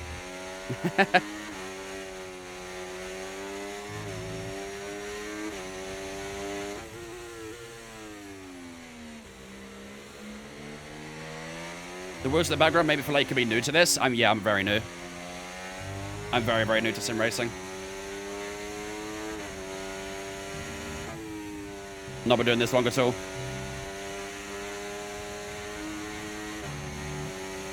Guess Verstappen, a little bit closer to us. Middle center's where he's faster right now. That's what we're going to be careful of. Ocon's still holding up Norris, by the way. Appreciate you, Esteban. Thank you. There's Pierre Gasly right in front of us. I think he's doing a medium soft, that seems a bit. He's gone quite long on that medium tyre now, so... Oh, here comes Max Verstappen. Got a lovely slipstream out from the two right-handers, but too far back on Blanchimont. Can we try and get DRS on Gasly, or is he going to box?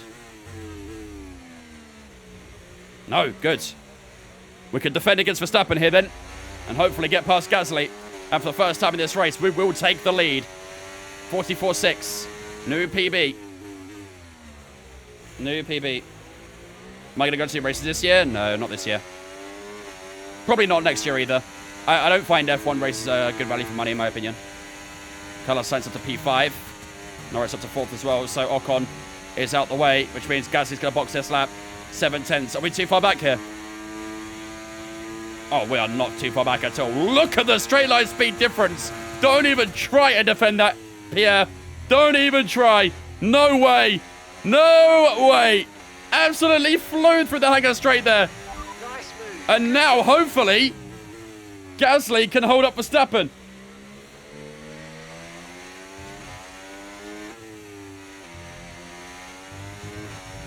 A little bit on the right-hand side there.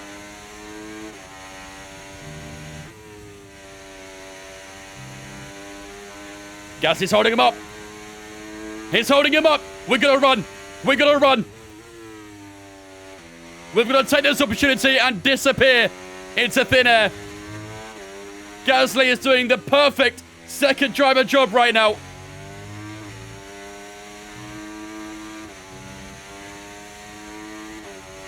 Come on. Let's get out of here. 2 seconds to max. 2 seconds.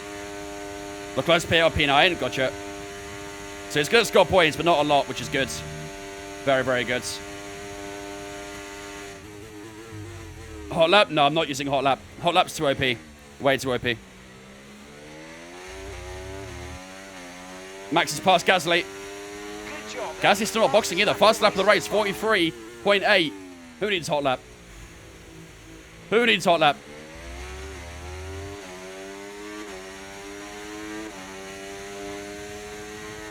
Yeah, the camel straight, my bad. The camel straight. 2 seconds to max. All right, we're going to work with that gap for the rest of the race now, chat. We're going to try and open that up if we can. We're quick on the straights, but it's quick on the middle sector, so...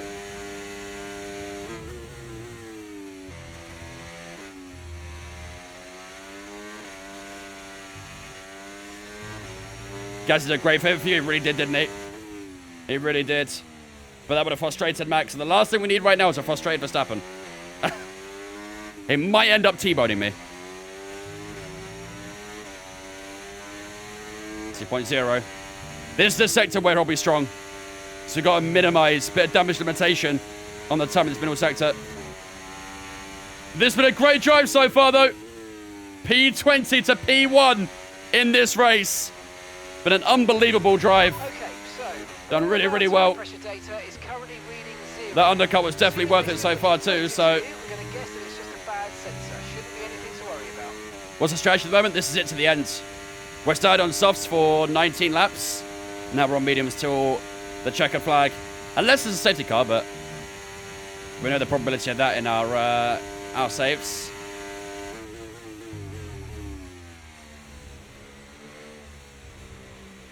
It's 1.9. It's gained a little bit, maybe. It's gained a little bit on the exit of the chicane, though. Gasly's now finally boxed.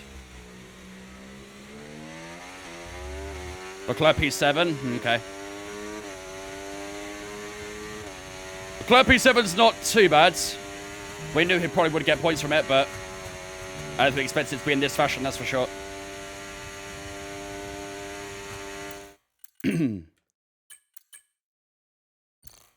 They forgot to add Verstappen being washed in the update. They might have made the Red Bull attractive, we'll see. But I don't think that updates a career mode anyway, the vehicle R&D. Not to an existing career mode anyway. Why not iRacing? We do play iRacing. Did iRacing on Saturday, actually, for the 6 Hours of Indy. Finished P4 on that, wasn't too bad. Decent race.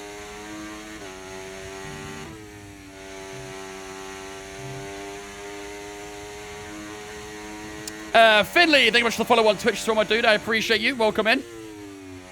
I hope you have a great start to your week. Oh, we got a cockpit for your next lap. Unless someone wants to block it.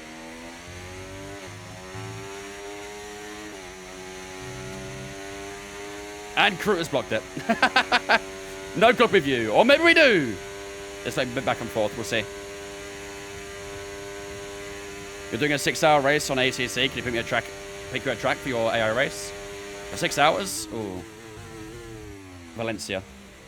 Could have been mean instead of Nordschleife, but... no blocks in that one. We are going to have a cockpit view lap here.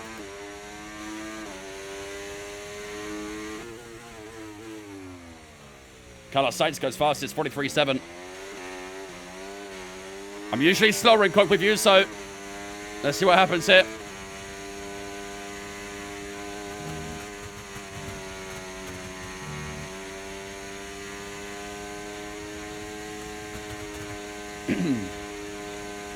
You don't have Valencia?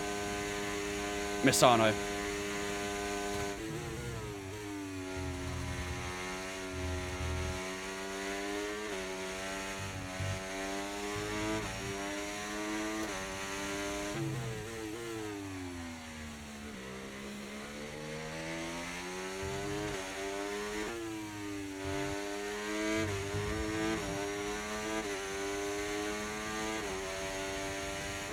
Middle sense of where Verstappen comes alive. Got to be careful that time.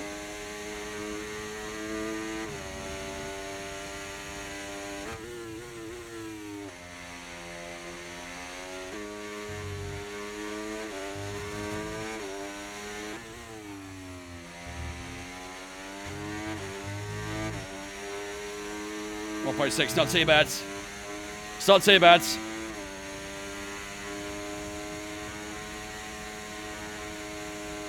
Still holding that gap. Look at that increasing on the straight as well. Beautiful. Absolutely beautiful. That's what we need. Keep working that gap.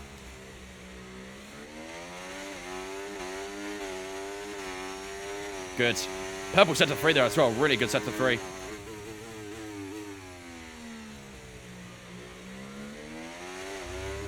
On lap 28 of 44, ladies and gentlemen. 16 to go here in Spa-Francorchamps, the Ardennes Forest. Being lit up by Austria today.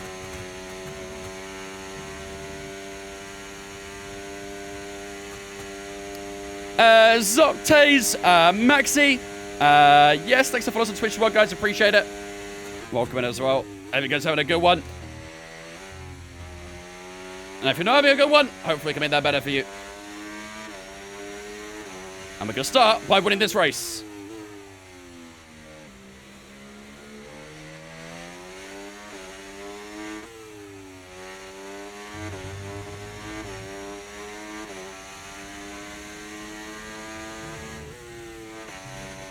Ooh, touched that inside curve, got lucky. Can't always hit that 1.3 to max now. He's so quick in this middle sector. That final sector will blast away though. But I feel like over a lap, he is getting closer and closer, isn't he? We've got a lot of spare energy. We're going to have to work for this victory. We've done so well to go from P20 to P1, but Verstappen might well have a say on how this race truly finishes. It's definitely a lot closer this time around, that's for sure. 1.3 seconds, 1.4 seconds the gap. Had in Q3, Gabi finished P8 in Q3. We decided to take an engine penalty, so we started P20. Oh, you can see he's starting to fill up our rearview mirror a little bit now. On to 29 of 44. Almost in the 30s.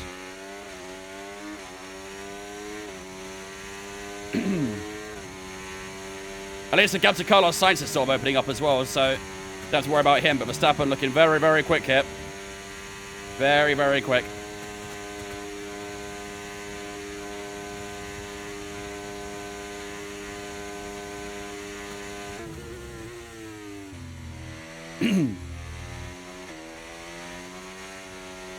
Everyone's still entry, but we're all good. Am I a Mercedes fan? If I'm a Mercedes fan, I probably wouldn't wear Red Bull much.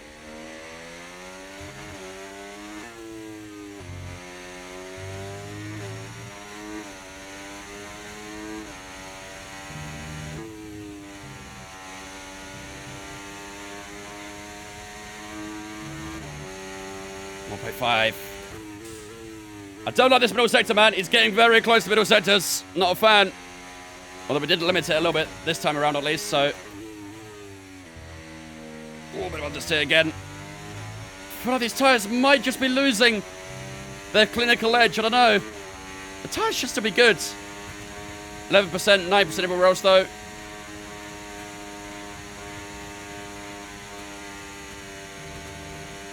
Why Red Bull, though? Why people McLaren fans? Why people Mercedes fans? Everyone just had different preferences. I naturally started supporting Red Bull because I was a Verstappen fan. I wasn't really a Red Bull fan, but then because I started following Verstappen, I naturally supported kind of Red Bull because of it. My main favourite team is Aston Martin, though. Holy shit, so many messages. What the fuck?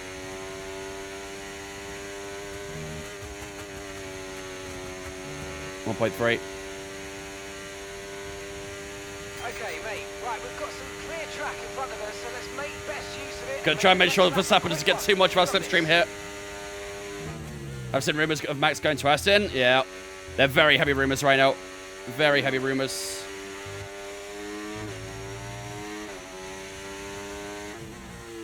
I hope he does join Aston. I think with Nui, they could build something very special in 2026. And I think with Verstappen and Alonso as their main drivers, that'd go crazy. Absolutely crazy.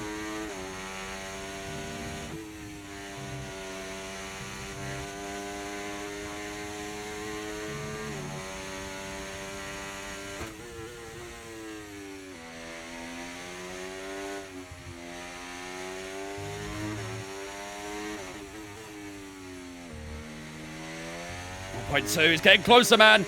It's getting closer. He might be within DRS fairly soon. Next couple laps, he may be within DRS, and that really could be a problem.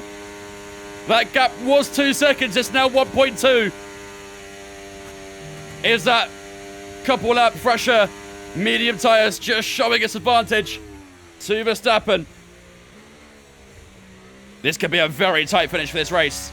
Very, very tight finish. On to lap 31. 13 to go here in Belgium, ladies and gentlemen. Leading our teammate by 5.2 seconds. What was our lap time? 44.6. We're still fairly consistent on lap time, but Max is faster than us right now. Where's Leclerc? Apparently he's done in P7, I think someone said. Maybe P8. So either way, we get a big jump on him, whether we finish first or second. Would Alonso put up with Max, do you think? I think he would, to be honest. Max seems to like Verstappen. Sorry, Alonso seems to like Verstappen quite a lot and vice versa, so I think they'd gone quite well at Aston.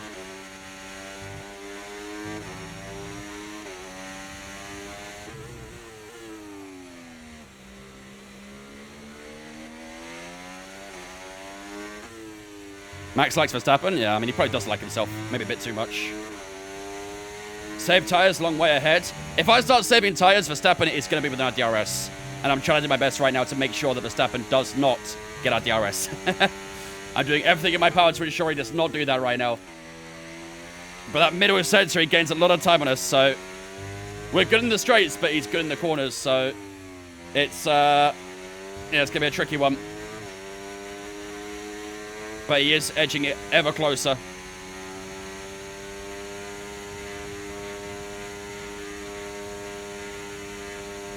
Just T-bone Verstappen. He might T-bone me first. Back Max up to Sainz? No. No, I'm not going to do that. I might risk losing even more places. And Sainz, with all due respect, has got 2 cars right behind him. 2026 could be another Brawn year with the team. I've probably said that about every single regulation, though. But not really had that happen. I think Brawn was a very 1 in a million sort of thing, you know. 1.2 seconds. He's close again, man. We're literally just holding off that DRS at the moment.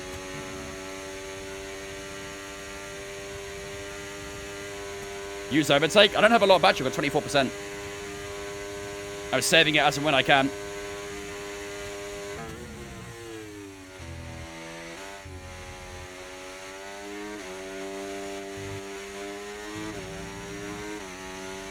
Getting a good bit in the hangar straight, but again, this is the section where Verstappen comes alive. But that Red Bull just looks so much more fierce. Come on. Yeah, I'll do mid-session save when I next can. It's difficult to hit the corners. I'll do it on the back straight. Will you not struggle at the end? We'll find out in 12 laps time, won't we? We'll find out in 12 laps time.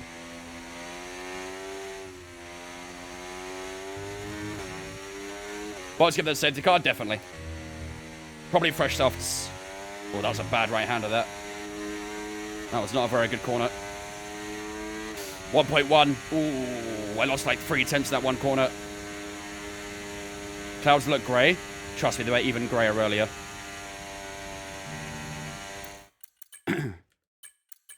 Yeah, if we get a safety car, we'll definitely box. Fresh soft tyres to the end will do us the world of goods. 1.3 going to bust up there to Verstappen. 1.4 now. Oh, we have opened up just a little bit this lap, I think. Even though we did lose a bit of time in that right hander, we did open up the gap over the lap. Oh, mate. This is a very demanding race right now. We've got to stay concentrated, chat. We've got to stay locked in. 1.3 seconds. Onto the hangar straight once again. Every bar race was shorter than usual, even the same length every race. Well, there is only 44 laps, so...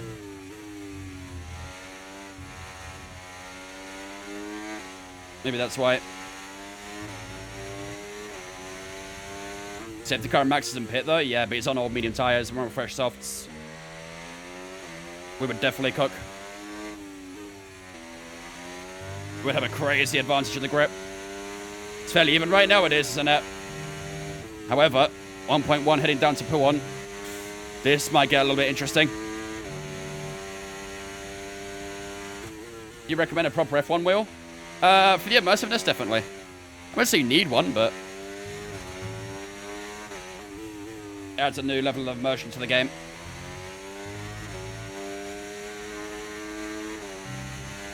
Ooh, 1 second. That should open up a bit now. 1.1, there we go. I think he's gained on this one, isn't he? I think that's the closest it's been so far. Just over a second. And into the bus stop we go. How will it be over the line? I don't use any assists, Finley. All my assists are off. To be fair, it still looked like we kept the time there, didn't it? 1.4. So maybe we got away with it there. Rouge. 1.4. I've not got a lot of battery here again. Yeah. In the straights, we just open up that gap a little bit. It stretches out a touch. But in the corners, just comes back in again.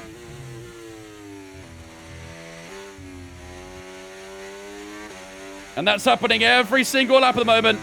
Right now, it's more down to who can gain the most out of where they're fastest. Are we getting more from the straights than he is in the corners?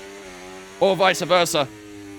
There has been times where he's been faster in the corners than we have in the straights. And there's other times where we're faster in the straights than he is in the corners. So we get that little benefit sometimes. Every lap is just proving to be a little bit different with that.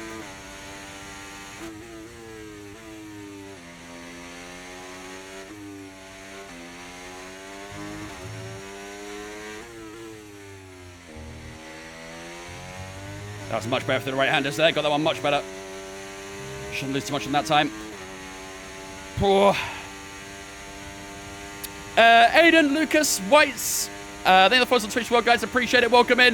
I hope you guys are having a go. We have also hit 22,000 follows over on Twitch today as well. Thank you much, guys, for 22k on Twitch. You absolute legends. If you are new here, make sure to smash that follow button. We're aiming for 25,000 by the end of the year. So if you are new here and you are enjoying the stream, make sure to smash that follow button over on Twitch. We're aiming for 55,000 over on TikTok as well. So even if you're following on TikTok right now, smash that follow button. It helps me out a lot.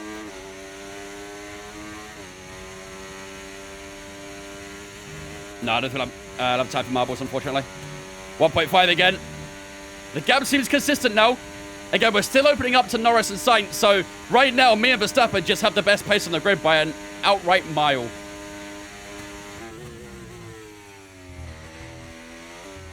We are definitely the fastest two drivers on this particular track. Just gotta make sure we don't make too many mistakes. Or any mistakes, really. But 9 laps to go. We are into the final 10 laps of this race, ladies and gentlemen. Who will win here in Belgium? Let me know in the chat right now. Who do you guys think will take victory in Belgium? Will it be ourselves? Will it be Verstappen? Or will we come together and maybe Carlos Sainz or Lando comes through to take victory? Let me know in the chat right now. Who do you guys think will win this race with 10 to go? Zhou Guan Yu, facts.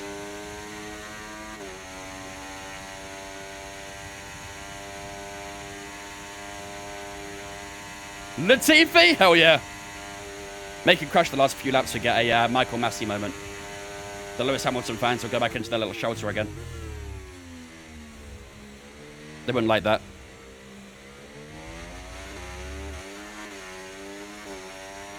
Down towards turn 1. That gap has definitely opened up again. 44.3 for ourselves. Let's find out what Max's time is. Driver behind. And Verstappen's behind. They're on old mediums. Their tyres are 16 laps old. Your last lap time, 1 minute, 44. Yep, we're faster. We're about a tenth faster than Max Verstappen on that previous lap. So it's just swings and roundabouts right now here in Spa-Francorchamps. 8 to go. 8 to go. Max's tyres are falling. To be fair, mine should be as well, really. Mine are older than his. He's on a fresher set than I am. Where's Lewis in your career mode? He's at Ferrari. Alongside Leclerc.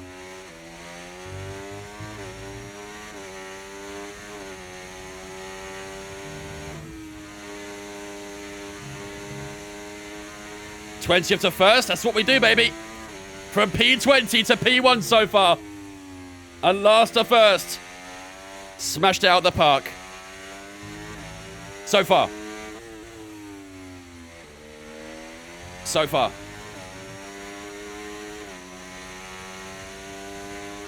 Max is ahead of you according to the UI, isn't he? What? Lift and coast? Buddy, I've got 1.45 laps over on fuel. I'm good. I don't need no lift and coast. Did I qualify P20? Yes. Basically. So, we qualified P8, but we decided to take a new engine. But it didn't give us the penalties. So, we did start P8. However, we let everyone go at turn 1. So we dropped back to P20 to make it fair. And we have dominated this race from start to finish so far. Got through the grid very quickly. In the first 10 laps, I think we got up to like P6 or something like that. We split the grid open. To 1.6. Last lap was a 44.4, so it might have been a fairly even time to Verstappen.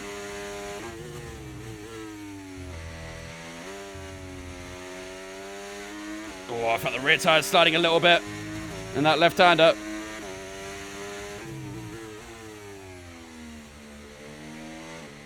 Do a Jensen Button Classic. Or a Lewis Hamilton Brazil 2021. Wasn't like an authentic last to first, but it did over the weekend. That's what matters, so.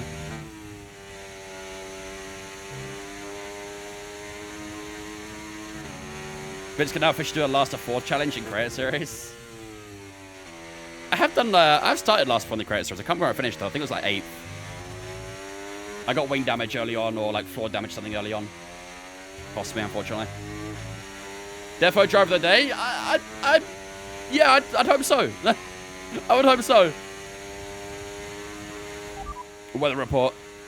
Conditions look stable at the moment. No rain currently expected. Dries definitely seem like the fastest tyre at the moment. Good stuff. Oh my god. Okay. That's going to lose a lot of time. Shit. Oh my lord. That lost about 3/10. 7.5 seconds. Uh-oh. Why am I fumbling? Chat, I'm fumbling. I'm fumbling with 6 laps to go. 1.1 the gap. Uh-oh. We're in this straight, so we should pull away. But that might cost the middle sector. That might cost the middle sector. Shit.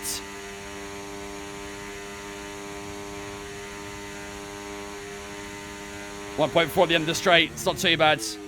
That usually is around 1.6, 1.7 though, so that definitely costs a little bit of time there. And we've got yellow flags on track as well. Yellow flags on track. To Sauber. We've got a Sauber going slow. Imagine a safety car, dude. Imagine a safety car.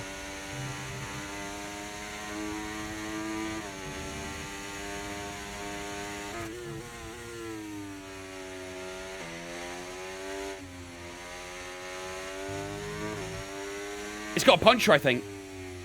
I don't think it's retiring. I think it's got a puncture.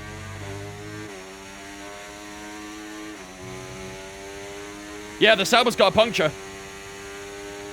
Oh, Max in a second as well. Max within a second. Not anymore. That Sauber might be a bit of a problem on the pay exit. I think we just had enough straight line speed there just to pull away. He shouldn't have DRS just yet. 1.4 over the line. Good last sector that. Very good last sector. Zhou Guanyu's come at the pits now. That's a problem. That's a problem. He better pull over as soon as we catch up to him. He's going through a Rouge right about now. Can see him at the top of the hill. He might cause an issue. Hopefully he's on fresh softs and we'll just get to the end. But the gap, 1.1 between ourselves and Verstappen, ladies and gentlemen. 5 to go. 5 to go. Why don't you increase difficulty to max? Chad's going to tell him. Who's going to tell him?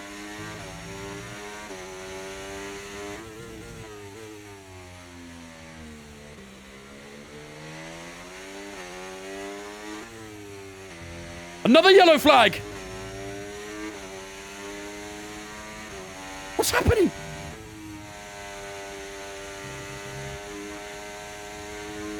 Oscar Piastri. No safety car obviously at the moment, though. If we had 2 yellow flags on track at the same time there, that would have been a safety car. That's usually what happens when the game detects 2 yellow flags like that, and one's a retirement, they usually bring out a safety car. So we are very lucky that that was a part there. Verstappen, less than 8 tenths.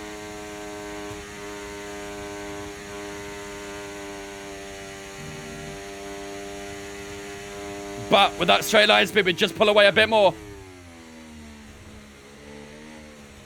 Every time we head towards Blanchimont, it's within that 1 second range, but we just stay ahead. 44.6, our lap times starting to fall off a little bit.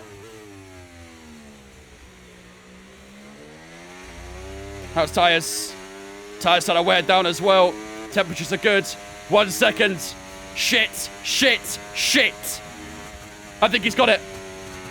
Did he get DRS there? I think he got DRS. Caution, caution. He's in DRS. He got DRS. Here we go then. 4 to go. Max Verstappen has finally got DRS on us. It all starts right here for the battle to take the golden trophy away here in Belgium.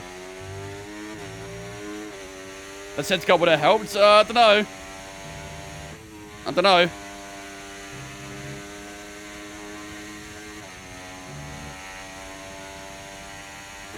And this is the section he's quickest in as well, so...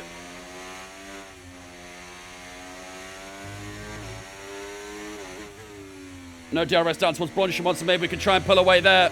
But he's quick through the corners, man. And look at that gap. 6 tenths to Max Verstappen. 4 to go. Have you passed Joe? No, he's still in front of us. I don't know if we're catching him. I think the gap's staying the same to him.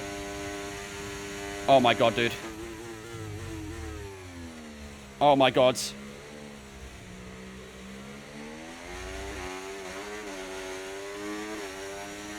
Here we go. Lap 41 of 44.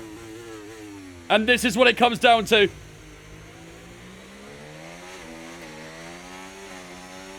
And it's not really the man we want to do it against either.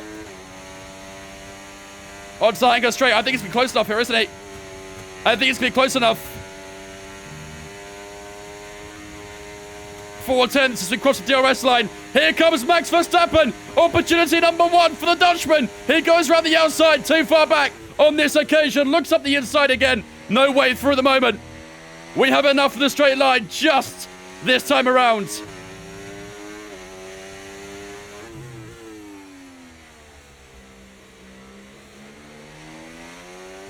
Need to harvest as much battery as possible in this middle sector. Because this is where he's quickest. And we could just delay him a little bit if we harvest through here.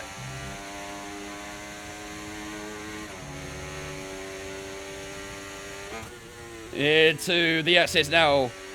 Verstappen's still just tickling our rear a little bit.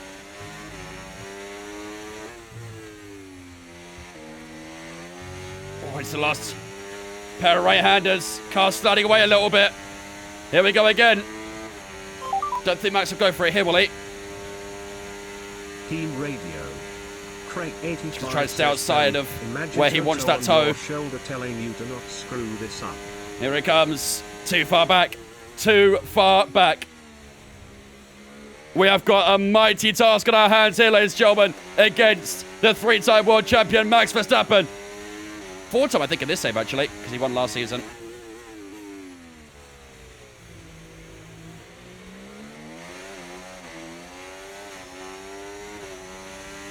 Come on. We've got a nice exit out of turn 1 there. I think we'll just about hold on this occasion. Yeah, 6 tenths. We should be okay this time around. We should be okay. He's a 4-time in this save. This is season 2, Huckleheim mode. He won the championship in season 1, I'm pretty sure.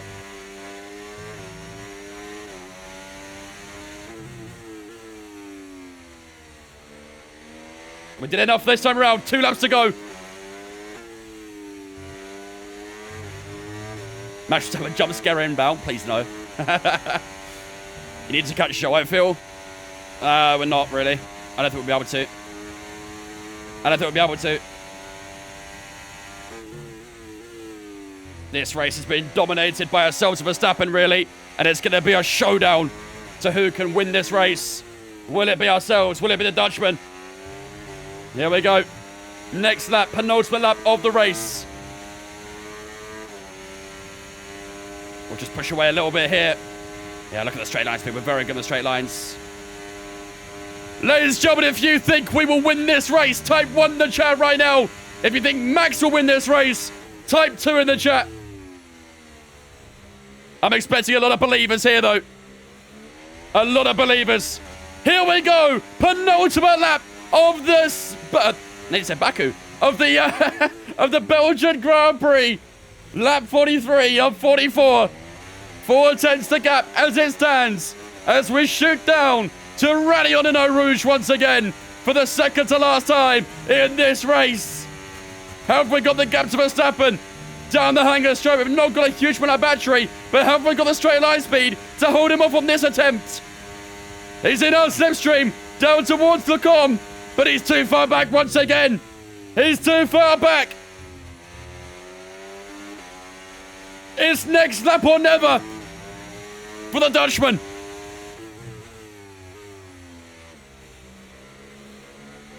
Unless he can do something in the middle sector. But we're going to make sure he doesn't. Oh, look how close he gets down towards Puon. Gets so close. We're harvesting. We're trying to get as much battery as we can. We're going to need it. We are going to need it.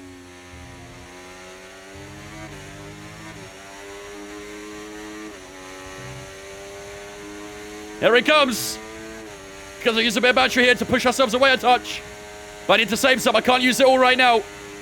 And we just fend off Max Verstappen for the time being. Here we go. Into the bus stop chicane. And out as we enter the final lap of the Belgian Grand Prix. We've got a bit of a gap down towards turn 1. Max will get double DRS though. Bit of a rear lock down at turn 1. Just cuts our entry a little bit short. And here it is. This is where it matters the most. Whoever leads out the hanger straight will probably win this race. Here we go. We've only got battery. Max probably has everything, but I think we've done enough. He will not get past us at the end of the hanger straight. That is huge.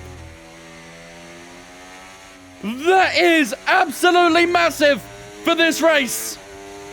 And for the final lap. Verstappen has not found his way past. The description of catching is one thing, but passing is another. Here it comes again, down towards Puon. We're too far ahead.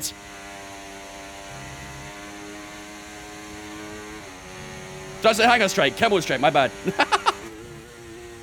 Camel straight. Oh, got a bit of inside curb. Just tracks the car a little bit.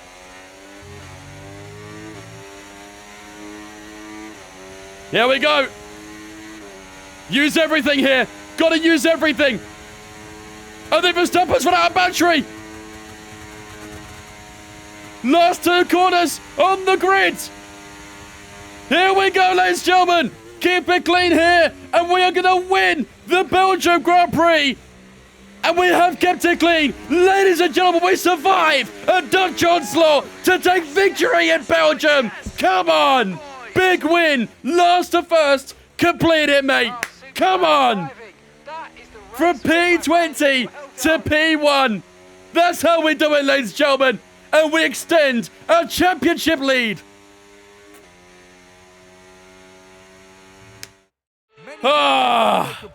He made us work for that one.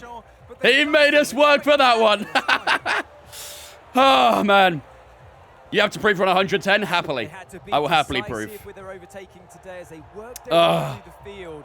And those kind of race victories are so what a enjoyable. race from It's not just P20 like winning on the front, to they really P1. had to work for it today.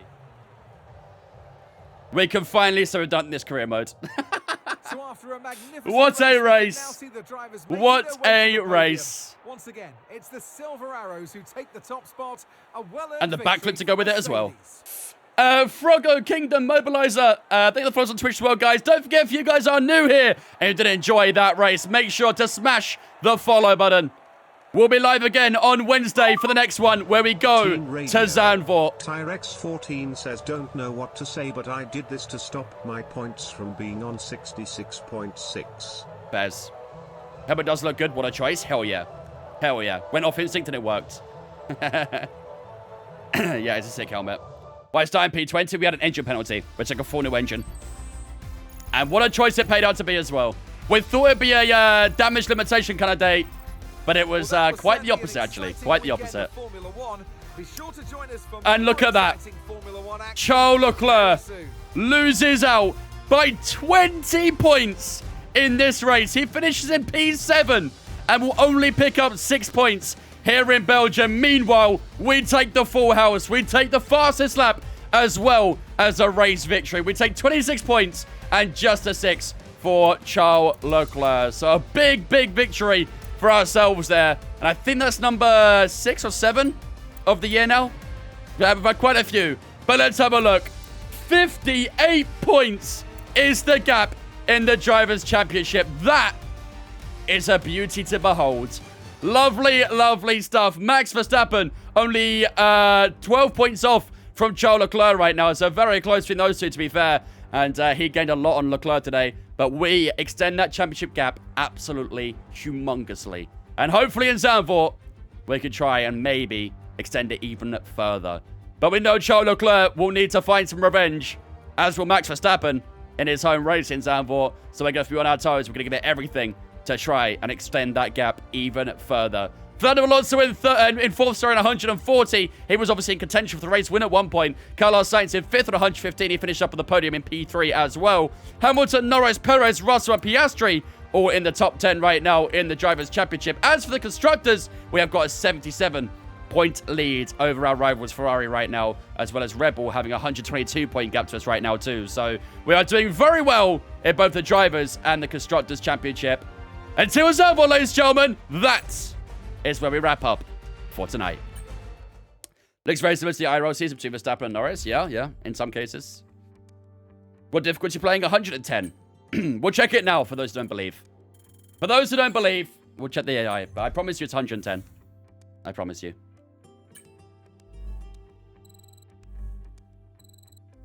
Who requested the powertrain upgrade last time? Take a look at that when you can. I don't think there's any available. I'll check, but I don't think we have any available. Nothing unlocked for it, at least.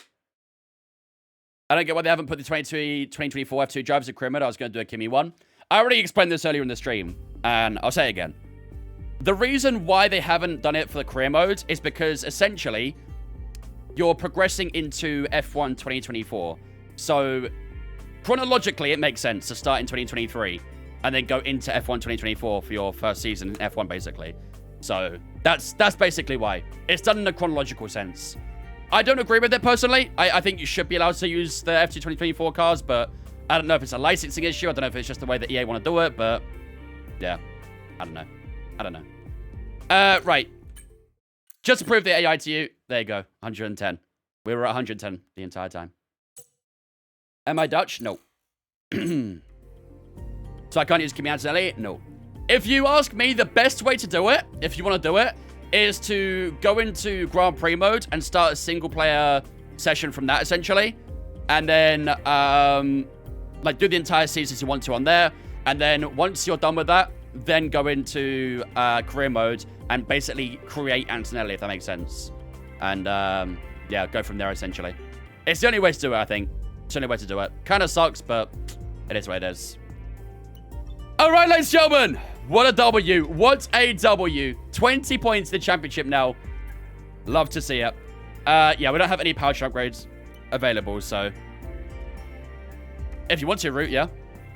If you want to, you could take the refund. Is there actually anything else we could do on the R&D? Probably not a lot, right? We've got upgrades coming already on the Aero. Chassis good. Yeah. Nothing we can do right now. We've just got to wait for our facilities to improve a little bit, and then we can go ahead. We've got a season break now as well. Why they change the Ferrari sound? I don't know. I don't know. It sounds terrible, though. It sounds like it's recording out of a tin can. What is this song? It's the F1 game theme song thingy. I have, like, the streamer mode on, so I don't get copyright strikes, so... I know, Galaxy, I know. It's just the way they do it. Don't argue with me. It's just the way they want to do it. So, here's what it is. It sucks. Right, let's skip on a little bit of time. There we go. And on to the Dutch Grand Prix we go then. Have we got any more opportunities now on the R&D? Oh, there we go. We have another aero upgrade available. We've done so much aero lately, though. I'd like to do something else. I'm going to have to do aero, aren't I? That'll arrive in time for Baku. It's not a bad place, to be fair, for an aero upgrade. How the facilities upgrade? Just over time, naturally. Also, as your reputation increases as well. There you go. As your recognition increases, you basically unlock more stuff. So, in order for me to unlock more stuff in this car, my recognition needs to go up. So, right now, recognition is at... where do I see it? Driver details?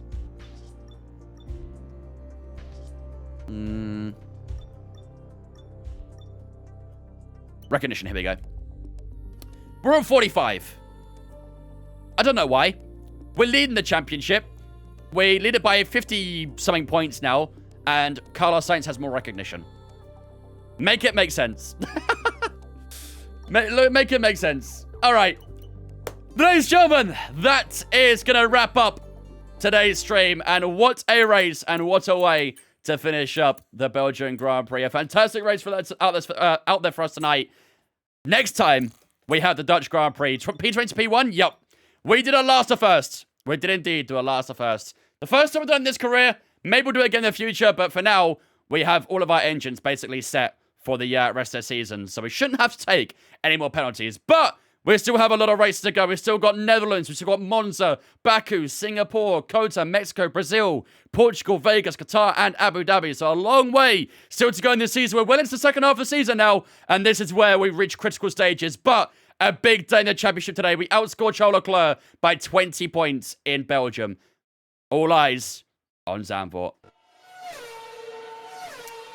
But ladies and gentlemen, that is going to wrap us up for the night. Green, thanks for following as well, mate. Appreciate it, dude. Don't forget, if you guys are new here and you did enjoy today's stream, make sure to smash the follow button. We'll be back live again on Wednesday for the 100% Dutch Grand Prix. Will Verstappen seek redemption and try and take us down in Netherlands in its home Grand Prix? Will Charles Leclerc also come back from his poor race today? We will find out on Wednesday's stream. If you haven't followed me on social media already, make sure to do so. Twitter, Instagram, Discord, all in the chat right now. For those on TikTok, click the link in my bio. That takes you to all my social media. You can find my Twitter, my Instagram, my Discord, my YouTube, all that sort of stuff in my link tree. So do jump on Discord if you haven't already, so we get announcements as we go live. There's a schedule so you can see what we're doing on what day. And of course, you can hang out with me and all the other viewers on Discord as well. So please do jump in on Discord if you haven't already. As always, we are going to raid someone. Mr. GB68 is live right now doing an Aston Martin career mode. Let's go and say hello to Mr. GB, shall we? He's doing a career mode. It's only fair we go and raid him. And he's doing Aston Martin as well, so a massive W. He always looks good in green, that man, so we'll go and say hello, shall we? Right, we finished P1 Galactic. We won. We did the last of first that we so desperately seeked. Ladies and gentlemen, that is me for the night. We'll be back on Wednesday, 5 UK time, as always, for the Dutch Grand Prix. Hopefully, we can go back-to-back there and take another victory. We'll find out on Wednesday's stream. On my social media in the chat one more time. For those who haven't seen it, do jump on Discord if you haven't already. It's where you get announcements we go live. There's a schedule so you can see what we're doing what day. And, of course, you can hang out with me and all the other viewers on Discord. Plus, if you want to join our community race on Sunday, we're racing a full quality 50% Singapore with viewers on Sunday. If you guys want to join that, the Discord is the only way to join it. Join the Discord. Sign-ups will be out tomorrow evening. Keep it right on Discord and get yourselves signed up. But until Wednesday, have a fantastic rest of your night. Get the Vincent Raids up in the chat. And I'll see you guys on Wednesday. Bye-bye.